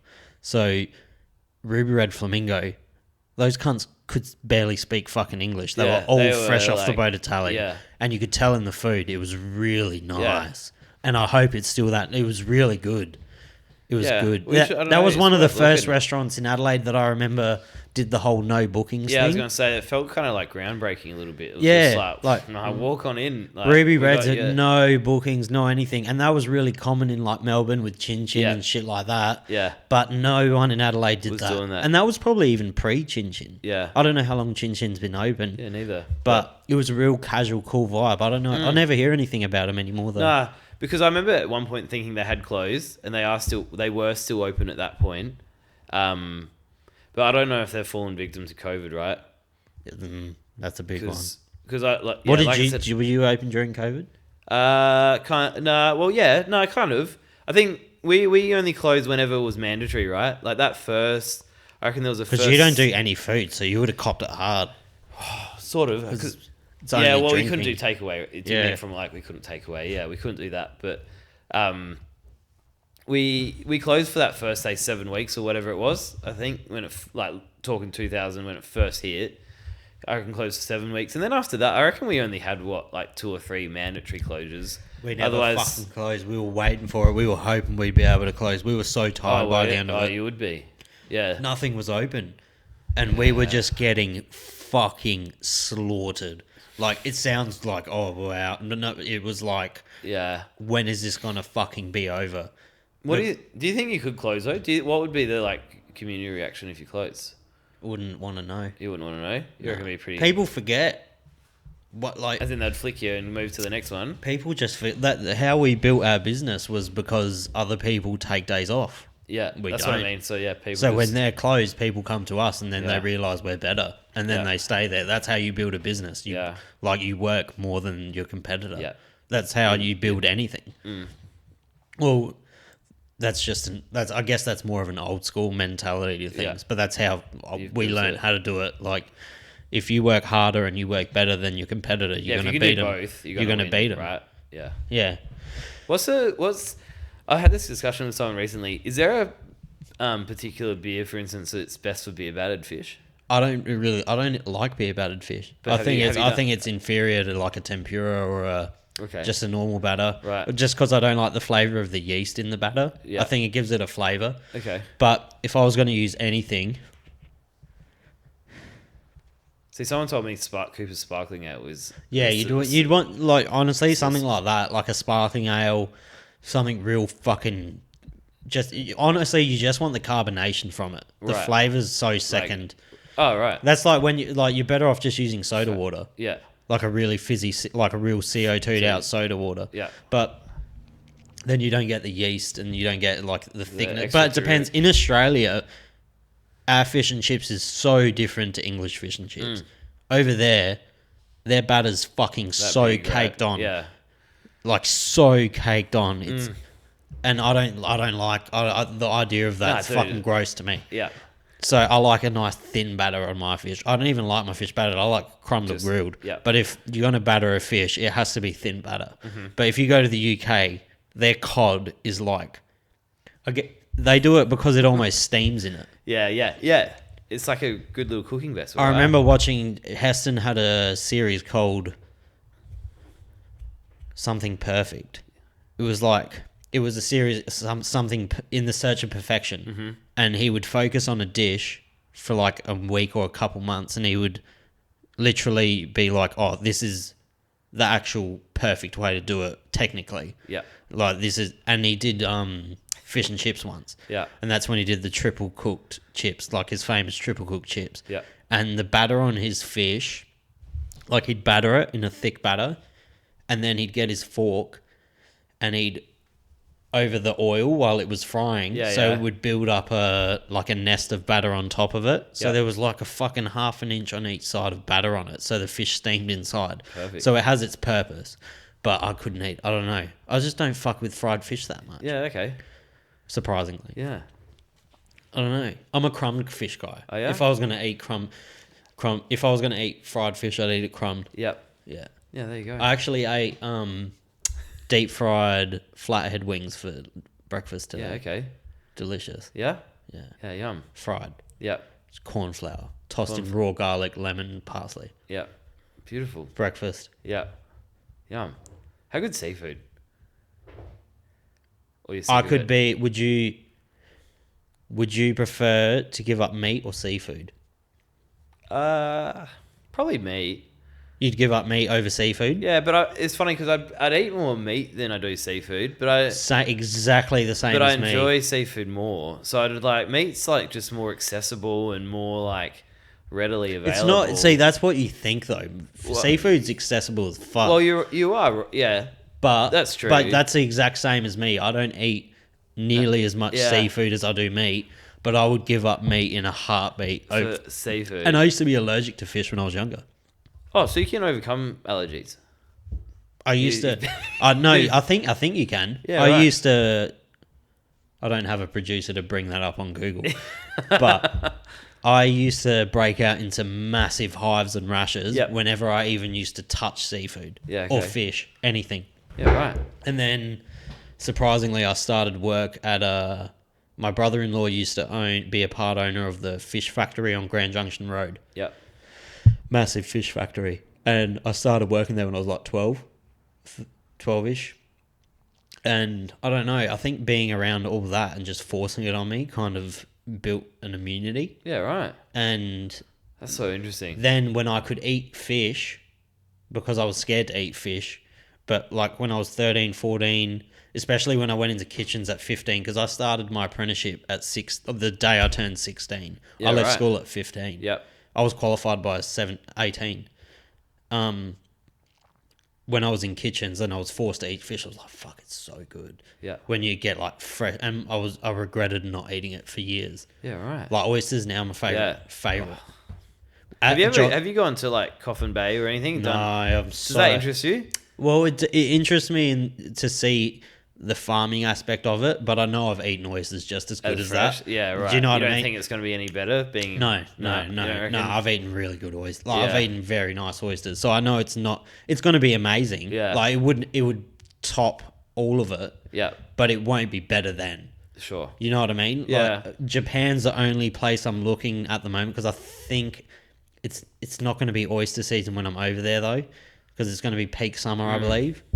But their oysters apparently over there are really nice too. Yeah, right. But they got oysters that are like a kilo. Yeah, I know. They're like actual. They look like, gross. Dude. I couldn't do it. Nah, me neither. That just goes beyond. But Jolly's had the best oysters I've ever eaten. Yeah, right. We used to have Ngazi, Kumodo. Are we talking about oyster species? Yeah. Yeah, Ngazi, Kumodo, and normal like Pacific oysters. Yeah. The Ngazi were like really small. Okay. They're like this big, and they look like a Pacific oyster, but they're that big, but they're full of meat. Yeah. So nice. But I'm saying this wrong. It's been years. I'm pretty sure it was Kumo or Kumodo oysters. Mm-hmm. They're like a real flat shell, almost scallopy. Yeah. But you can still tell they're an oyster, but they're very flat. Right. Those are the meat of them so dainty. Yeah. Like, and real translucent. It's very odd looking oyster. It's almost orangey. It's so nice. Yeah, right. Yeah. I remember before opening the wine bar, looking into oysters and like similar to wine, right? It is actually crazy. Oh, like, it's there's insane. the like species, flavor, texture profiles, and I was like, hell, that's just crazy. Yeah, I've been in. I love the whole seafood and fish game. My brother-in-law has 11 or 10 commercial boats. Yeah, right. Yeah, so we get fresh flake with shark at the shop and we fillet it. Oh, right. Yeah. That's good. Yeah, Would that be that wouldn't be common practice in? No. We're probably the only fish and chip shop down here that does fresh fish. Yeah, right. Yeah. But yeah, he's got 11 boats. He's got like the largest shark license in Australia. Yeah, right. Yeah. And just farms out down the Gulf, out here somewhere. Yeah, Port Lincoln. And, he bought. Do you know where Birkenhead is? Yeah. So he are you talking like Port Adelaide way, Birkenhead Tavern kind of thing? Yeah, Birkenhead Tav. Yeah. So behind Birkenhead Tav, my brother-in-law and his brothers bought all that land. Right. On the wharf. Yeah. And they're restoring it now, and they dock their boats there. Yeah. Right. Yeah. That's cool. And he catches mainly crayfish and shark. Yeah. Right. What's your opinion on Kilpatrick? Dude, I like it. If you have oysters that aren't fresh, and Sure. I'm not snobby with oysters. I'm not snobby with a lot of things. Yeah. Freshness wise, oysters are one thing. If it goes a little bit, I'd never order at a pub. Yeah. Do you know what I mean? Like, oysters are one of those things that I'm chancing it. Hey. I only like really even eating them if I can see them being opened or I'm opening them. Yeah. Because I'm really funny with oysters for some reason. Yeah. But oysters Kilpatrick, if they're done well, fuck yeah. Yeah, just get it. But if you're going to do it, you need to load it up with bacon or pancetta or whatever you're putting. Yeah. Load it up. Don't be a tight ass. Yeah. Dude, like diced bacon's so cheap. Like just throw it on there, hey? Yeah, actually, I got guanciale in my fridge. A whole fucking block of it. The cured pork cheek. Yeah, fuck.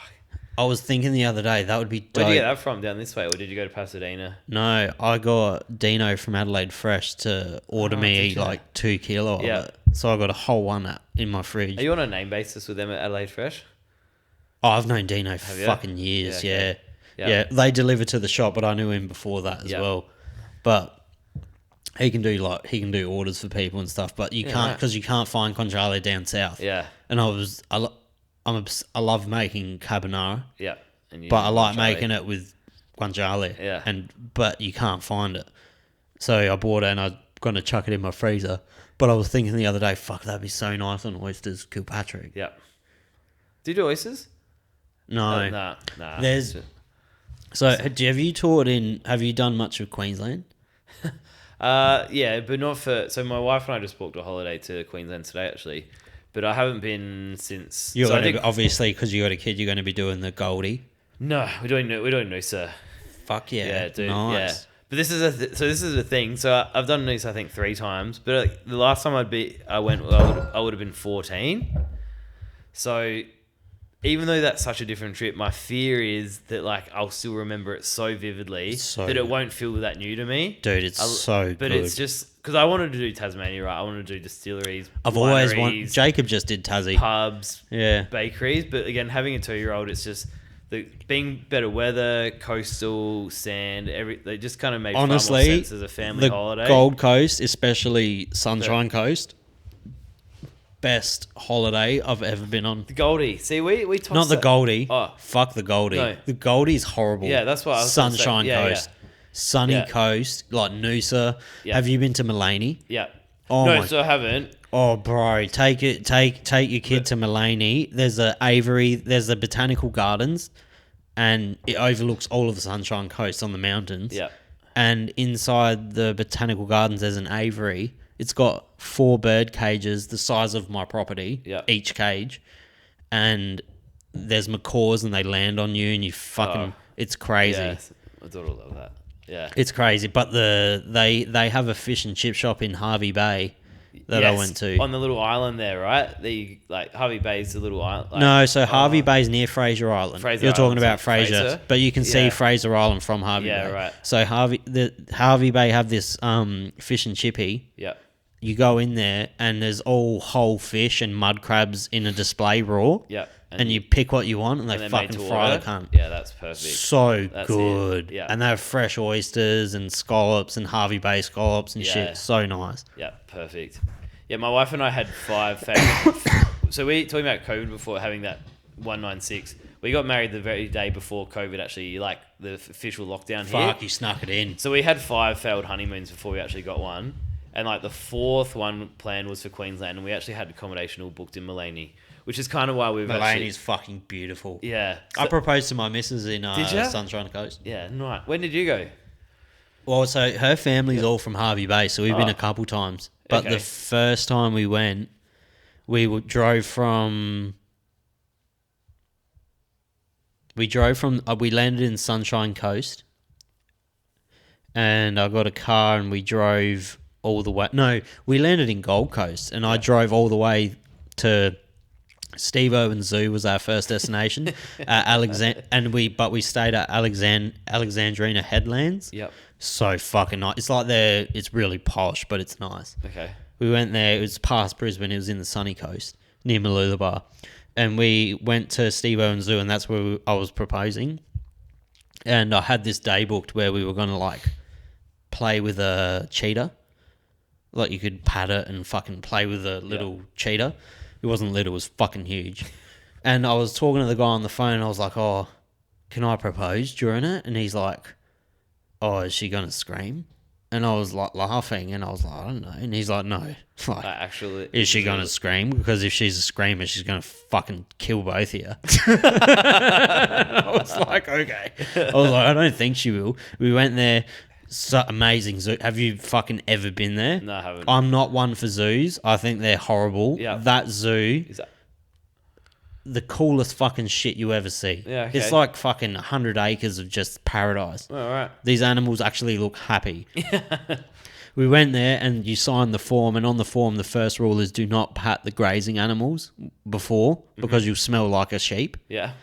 And I go to the toilet, I walk outside and Yaz is just basically rolling around with the fucking pigs and the sheep and the fucking lambs, and I'm like, what are you fucking doing? She doesn't know I'm going to propose to her and she might die.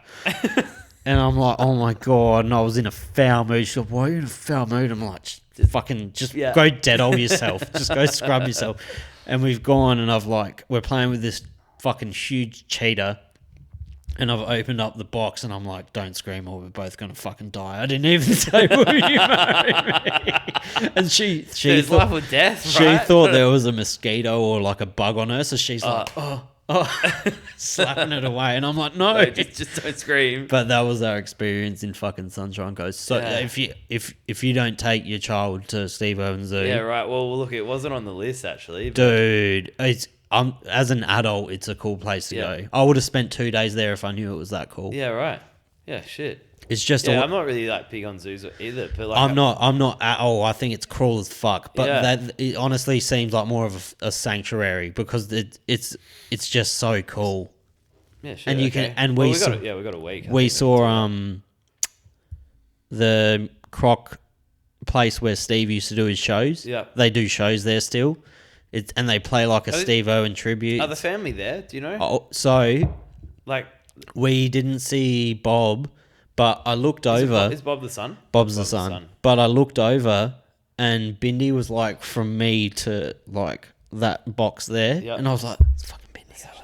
Yeah. And she's like walking away, and she just walks into this little enclosure of these tiger babies, like these little tiger cubs, and just started playing with them, and then just walked away. Yeah, right. I was like, what just happened? Yeah. But Mulaney's dope. Yeah, you're gonna enjoy it up there. It's so good. Yeah, 5 failed honeymoons. Apparently, yeah.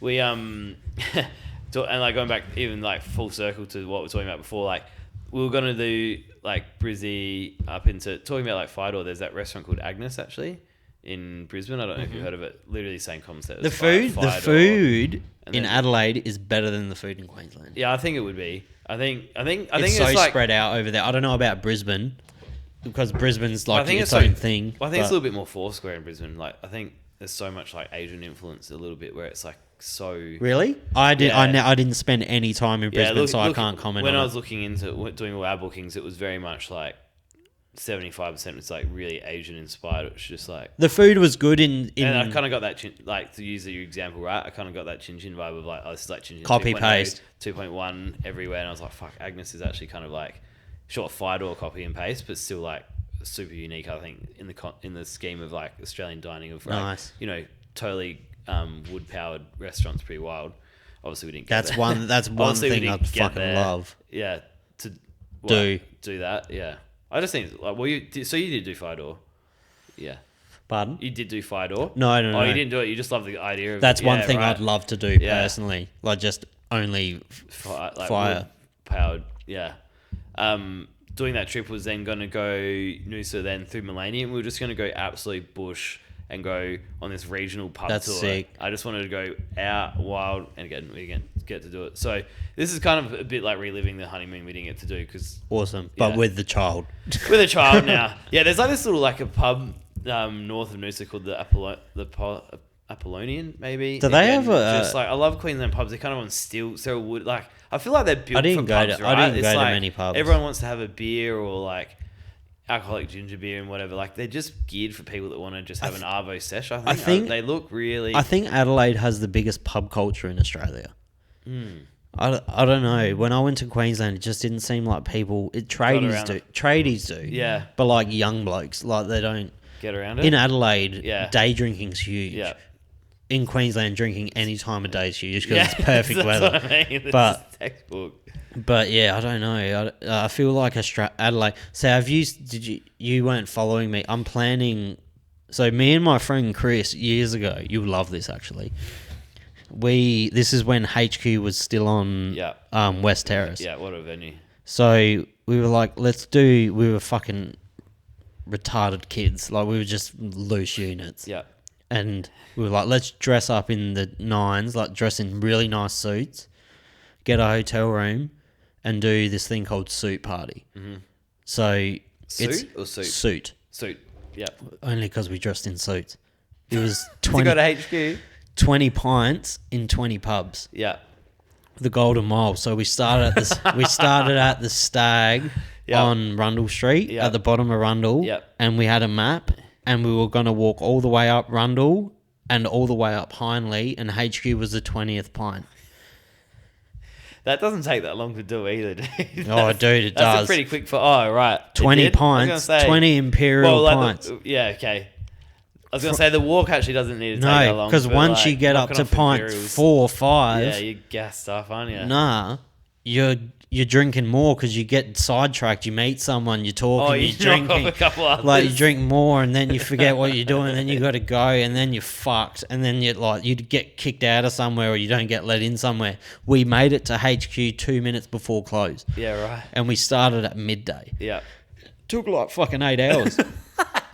But I know people that do bucks parties like that, right? That do like go on the coast and start at like Largs Bay or whatever. But and we just stroll down. fucking did it. Yeah. And then I was like, why don't I do that for a YouTube video?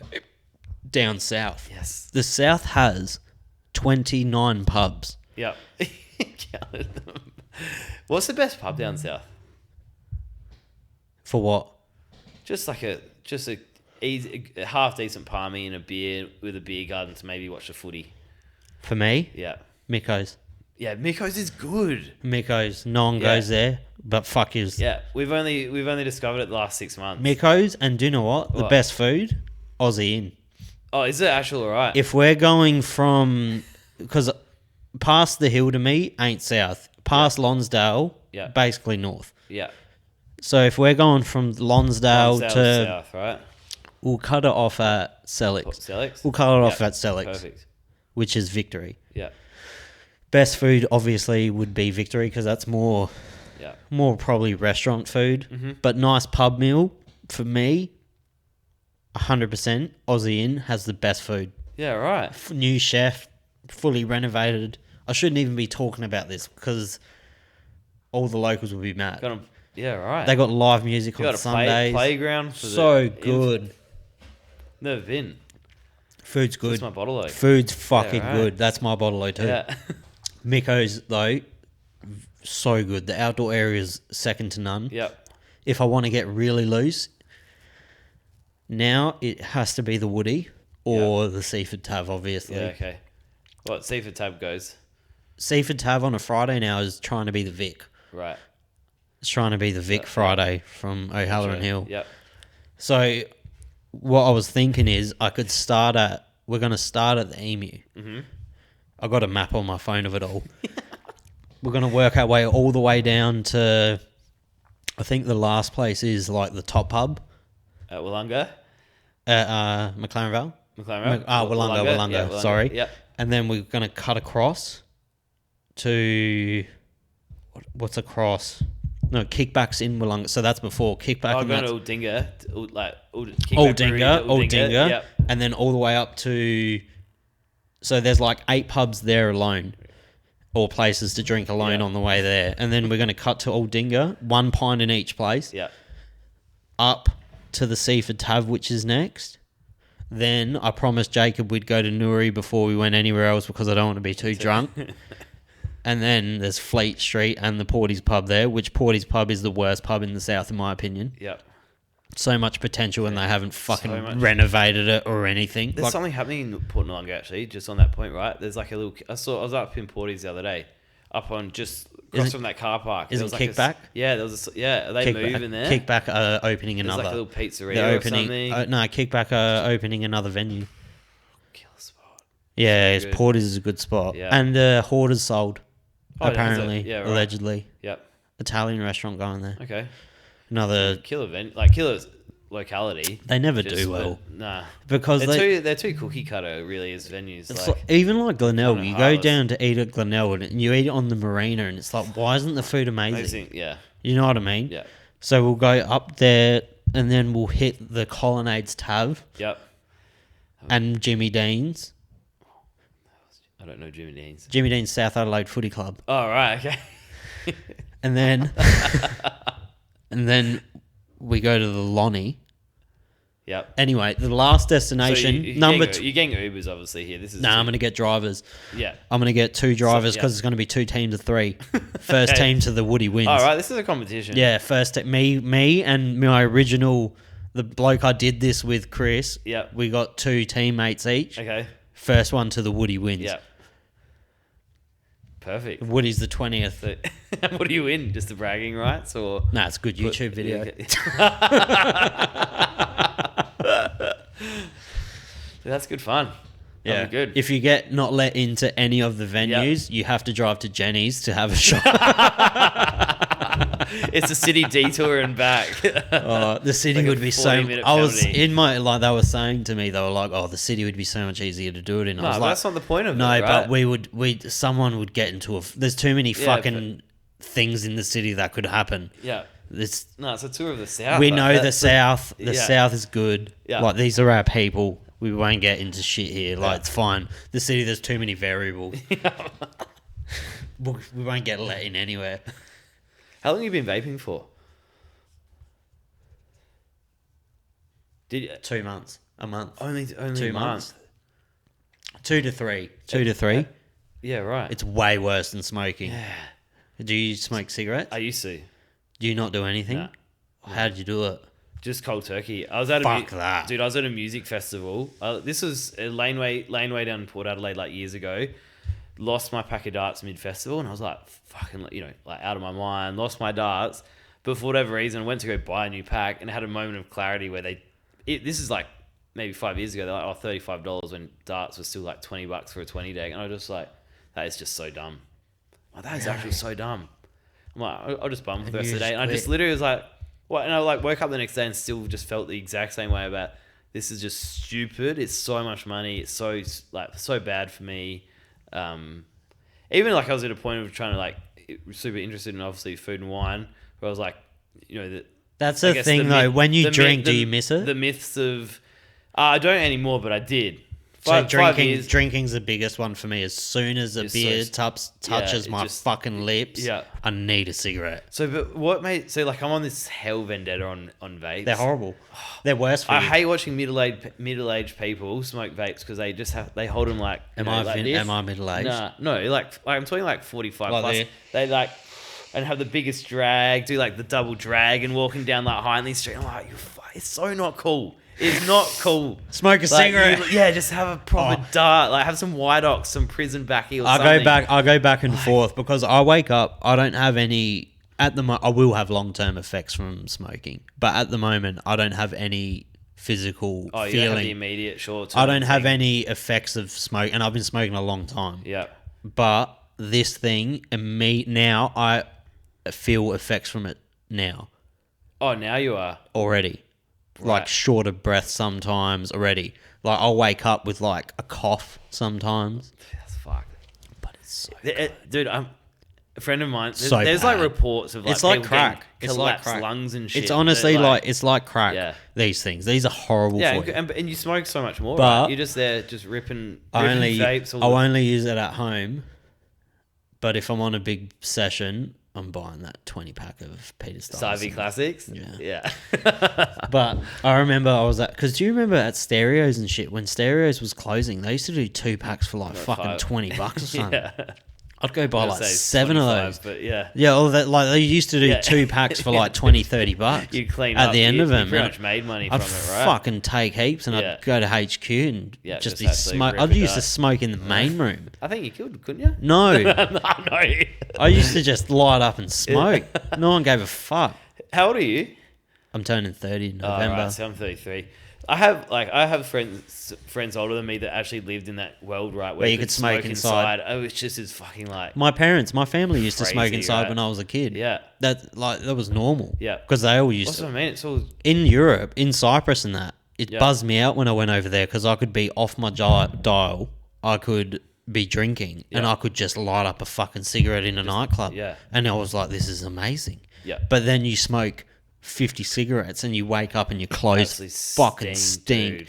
Yeah. But it's so weird that you can go to a restaurant and just sit in, finish your meal, rock back. As it's the best feeling in the fucking world, though. I had a friend of mine that when I used to stay at his house, like this is Asia's obviously the same. Yeah, Asia was the same. Friend of mine, his mum used to go away and his house sitting. We just smoke inside. You could just sit there, just like all night and just sit on your couch and just rip darts. I was just like, this is just a My parents stopped smoking inside when I was really young. Yeah. But it was normal to smoke inside when I was young. But you could... It's so weird because when you go into a person's house that smokes now, I know one person that smokes in their house. And you can smell... As a smoker, you can smell it. Yeah. But now that I don't smoke as much, people fucking reek. Dude, that was almost what helped me quit, right? Was like I was so immune to all of that, and then through quitting, you would become more like my father-in-law smokes, and I would never like all her family would kind of complain or suggest that he stinks. And I was like, no, I don't smell it. And then all those things you'd smell it, or like when I'd start like still bumming smokes to wean off, right? You'd also like all of a sudden your fingers, you just notice everything, and it actually became disgusting. Yeah, I used to get head spins after a while. I'm thinking of moving on to cigars. Right. But like only when I'm drinking or doing podcasts. Yeah. Like just cigars. Yeah. Like, but nice cigars. Mm-hmm. Because I had a cigar not too long ago, and I was like, oh. Could get around this. And you don't inhale it. Yeah. So it's like... It's not even hitting it. It's basically fucking air. But I was like, fuck, if I can just smoke cigars, I'm fine. But smoking is my biggest vice. Yeah. Because I'm so addicted to it. Like, so addicted to it. Yeah. Because it just goes so hand in hand with habits of mine. Yeah. Like, I get in the car. Rip down that window. Because I get so bored. Yeah. Because I think I got, like, severe ADHD. Right. Like, when I'm driving, I get so bored. If I don't have a podcast to listen to or something, driving is so daunting to me. Yeah, because you just be like, why the fuck am I doing this? Yeah. Like I told my missus the first thing I'm doing if I get obscenely rich, I'm getting a driver and a massage every day. Yeah. That's the two things that I will splurge on. Yeah, right. Because I fucking hate driving and I'm always sore. There's 100 million up for grabs on Thursday. That could be you. Nah, it's not going to be me. It's going to be some fucking 90-year-old Mexican. Pisses me off. Pisses me off. Oh. It's going to be some fucking 90-year-old that's going to leave it to an ungrateful fucking grandkids.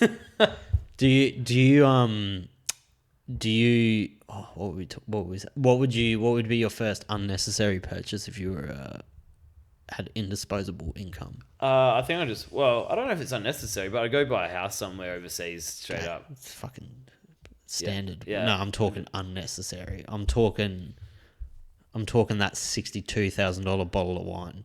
Yeah. Yeah, probably that. Really? Yeah, I think just so. Just a fucking... Yeah, because... Wine doesn't get better after $200. Well, that's what I mean. There's definitely a ceiling. Would you out it, or would you be like, it's better because you can afford it? Would you? Nah. I like to think that pisses me off more than anything, right? I like to. Might as well finish that. Oh, that's not finish, is it? She is steady, isn't she? No, I'm by no means victim just to price tags for sure. If it's 60 grand and it's still shit, isn't it? I don't know what I'll do. I'd say I'd get a driver, but my first stupid purchase. No, you're probably right. I think that's a great idea. Like, I'm with you. Would you out people? No, I'm the most I'm always sore, dude.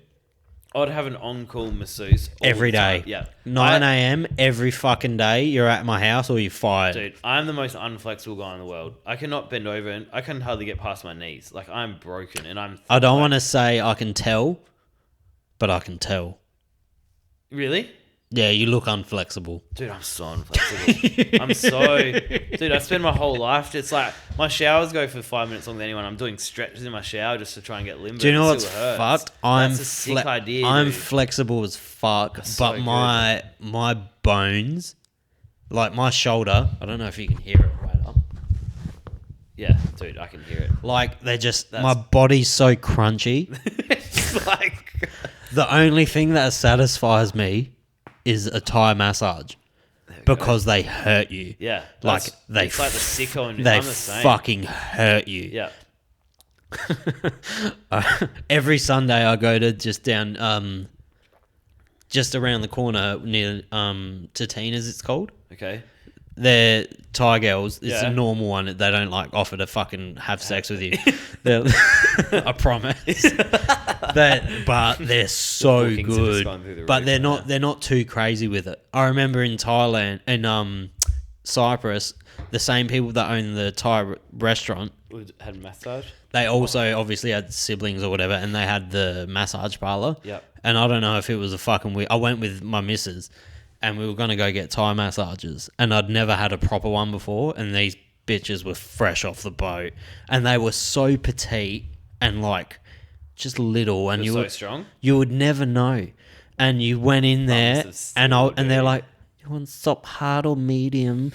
And I was like, hard. And they were like, and you could hear my missus in the next door like, and these bitches got my legs and they like spun them to my head almost and were like pressing them. And I was like, I had to like look up because I was like, this bitch just walked out the room and let in like a fucking bodybuilder because it felt like there was a 400 kilo man just beating the shit out of me. But that's the only thing that can help. Yeah. It's the only thing. But and I would buy. Do you know what I've always wanted to do? I've wanted to hire a movie theater and watch the fights. Yeah. I don't know why. Yeah. That's one thing. But that wouldn't cost that much. I reckon I could do that now. So, yeah. How much would it cost to hire out a movie theater and get them to put on like a UFC event?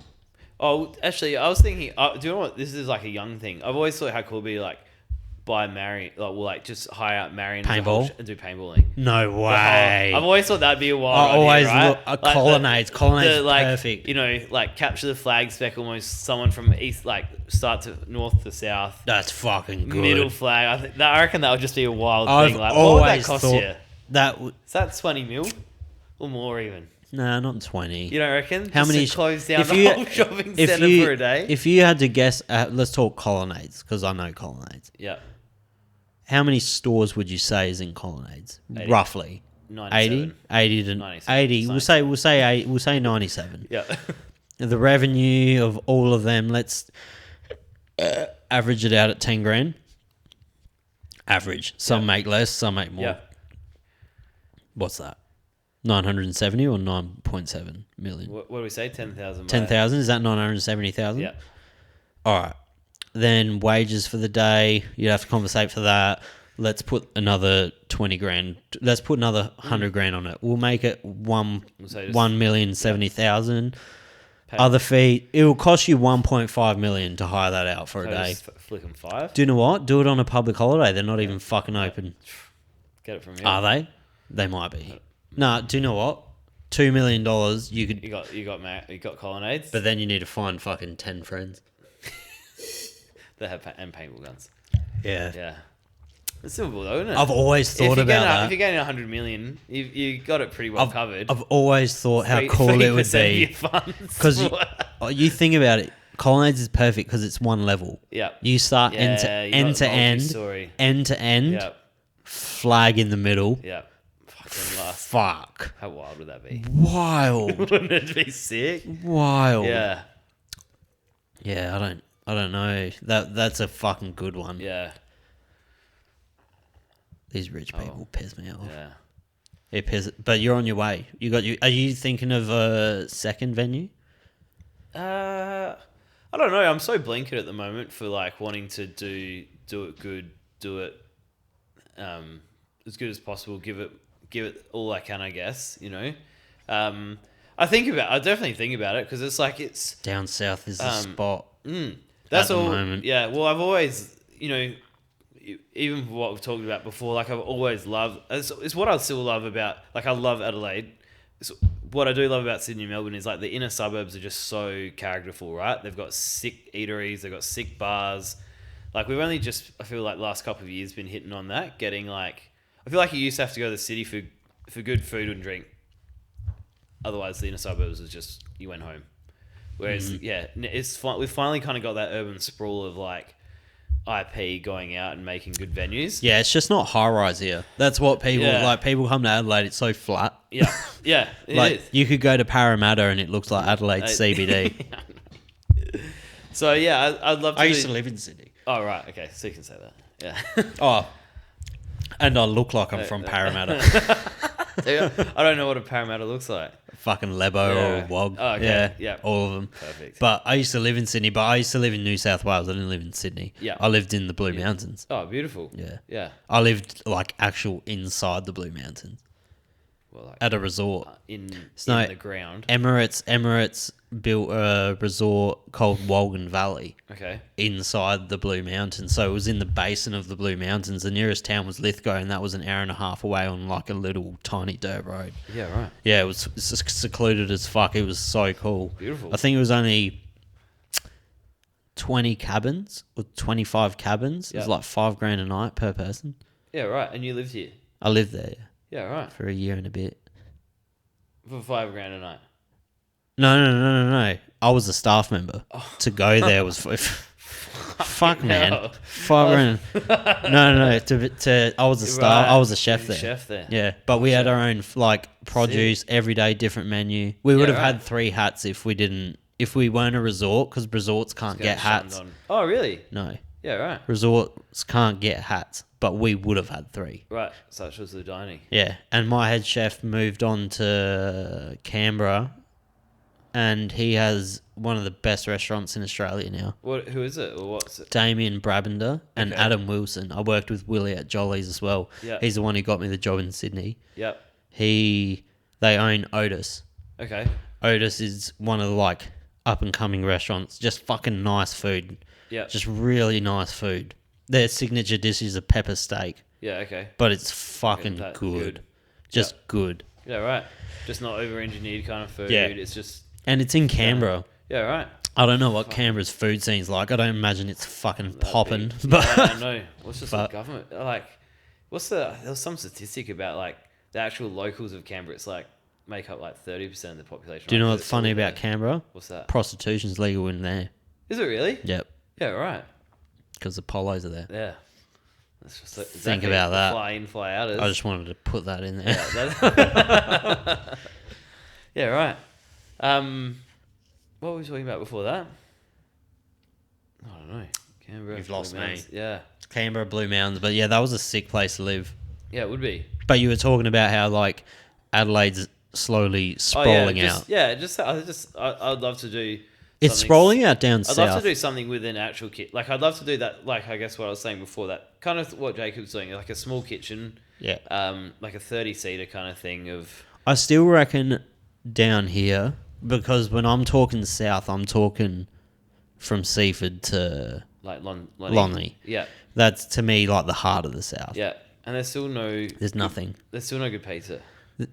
Me and Jacob were talking about that yesterday. Why can't anyone do a fucking wood oven pizza? The pizza thing is just like the pain of my existence. Why can't anyone do a pizza tecker in fucking... It would go off. Yeah. It would be good. People eat good down here. Yeah. Like, I don't understand. Yeah. Even a nice pasta. There's no nice pasta. No. I can cook a better pasta in 2.5 minutes than anyone selling pasta. Yeah. Anyone. Like you said, the worst thing about living where we live is looking at Uber Eats, and it's just depressing. It's depressing. I don't want to eat simply Italian. I go to other people, like hang out at someone else's house. I look at their Uber Eats, like, fuck, you got all of this. But like you said, pizza and pasta, two easy staples. Yeah. They're really easy to get right. Yeah. It's really easy, and you'll do well with it. The profit margins are excellent. Crazy. Yeah. Like, why? Pasta and water. Why? It's fucking. But it's. You don't even have to use fresh pasta. You can make the best pastas in the world with dried pasta. Yeah. Dude, heaps of restaurants use dried pasta. But dried pasta is better in most dishes. Like in a puttanesca, you're never going to use fresh pasta because you want it to be fucking really al dente. Yeah. Like, but some chew, huh? it's just fucking confuses me. It just really baffles me that there's nothing down here. Mm. Yeah. Well, that was a pleasure. Do you have anything you want to plug? Where can we get Laneway? Let's get it. I know you didn't want to plug. He actually was like, I don't want to do that shit. I'm not that guy, but I'll make you that guy right now. Look, our gins. So we've just released a second gin. It's a wine-based gin. It's with some organic Montepulciano fruit from Barossa Valley. And as someone who is very critical of things, this is within the category extremely good. We've only got 600 bottles of it. So it's Laneway Beverage Co. as a company. Obviously have a website, Instagram, all that stuff. You can go at least have a little gander and squizzle of all that. And then otherwise, Jennie Wine Bar is our bar in the city. We're open 7 days a week. We've got everything, but wine's mainly our game. We've got about 26 wines by the glass, over 250 wines by the bottle. few snacks to come drink. Yeah, come in, drink wine, chat some shit. That's where you'll find me. Delicious. Cheers, man. Cheers, bloke. Thanks. I'll see you at the bottom. Good shit.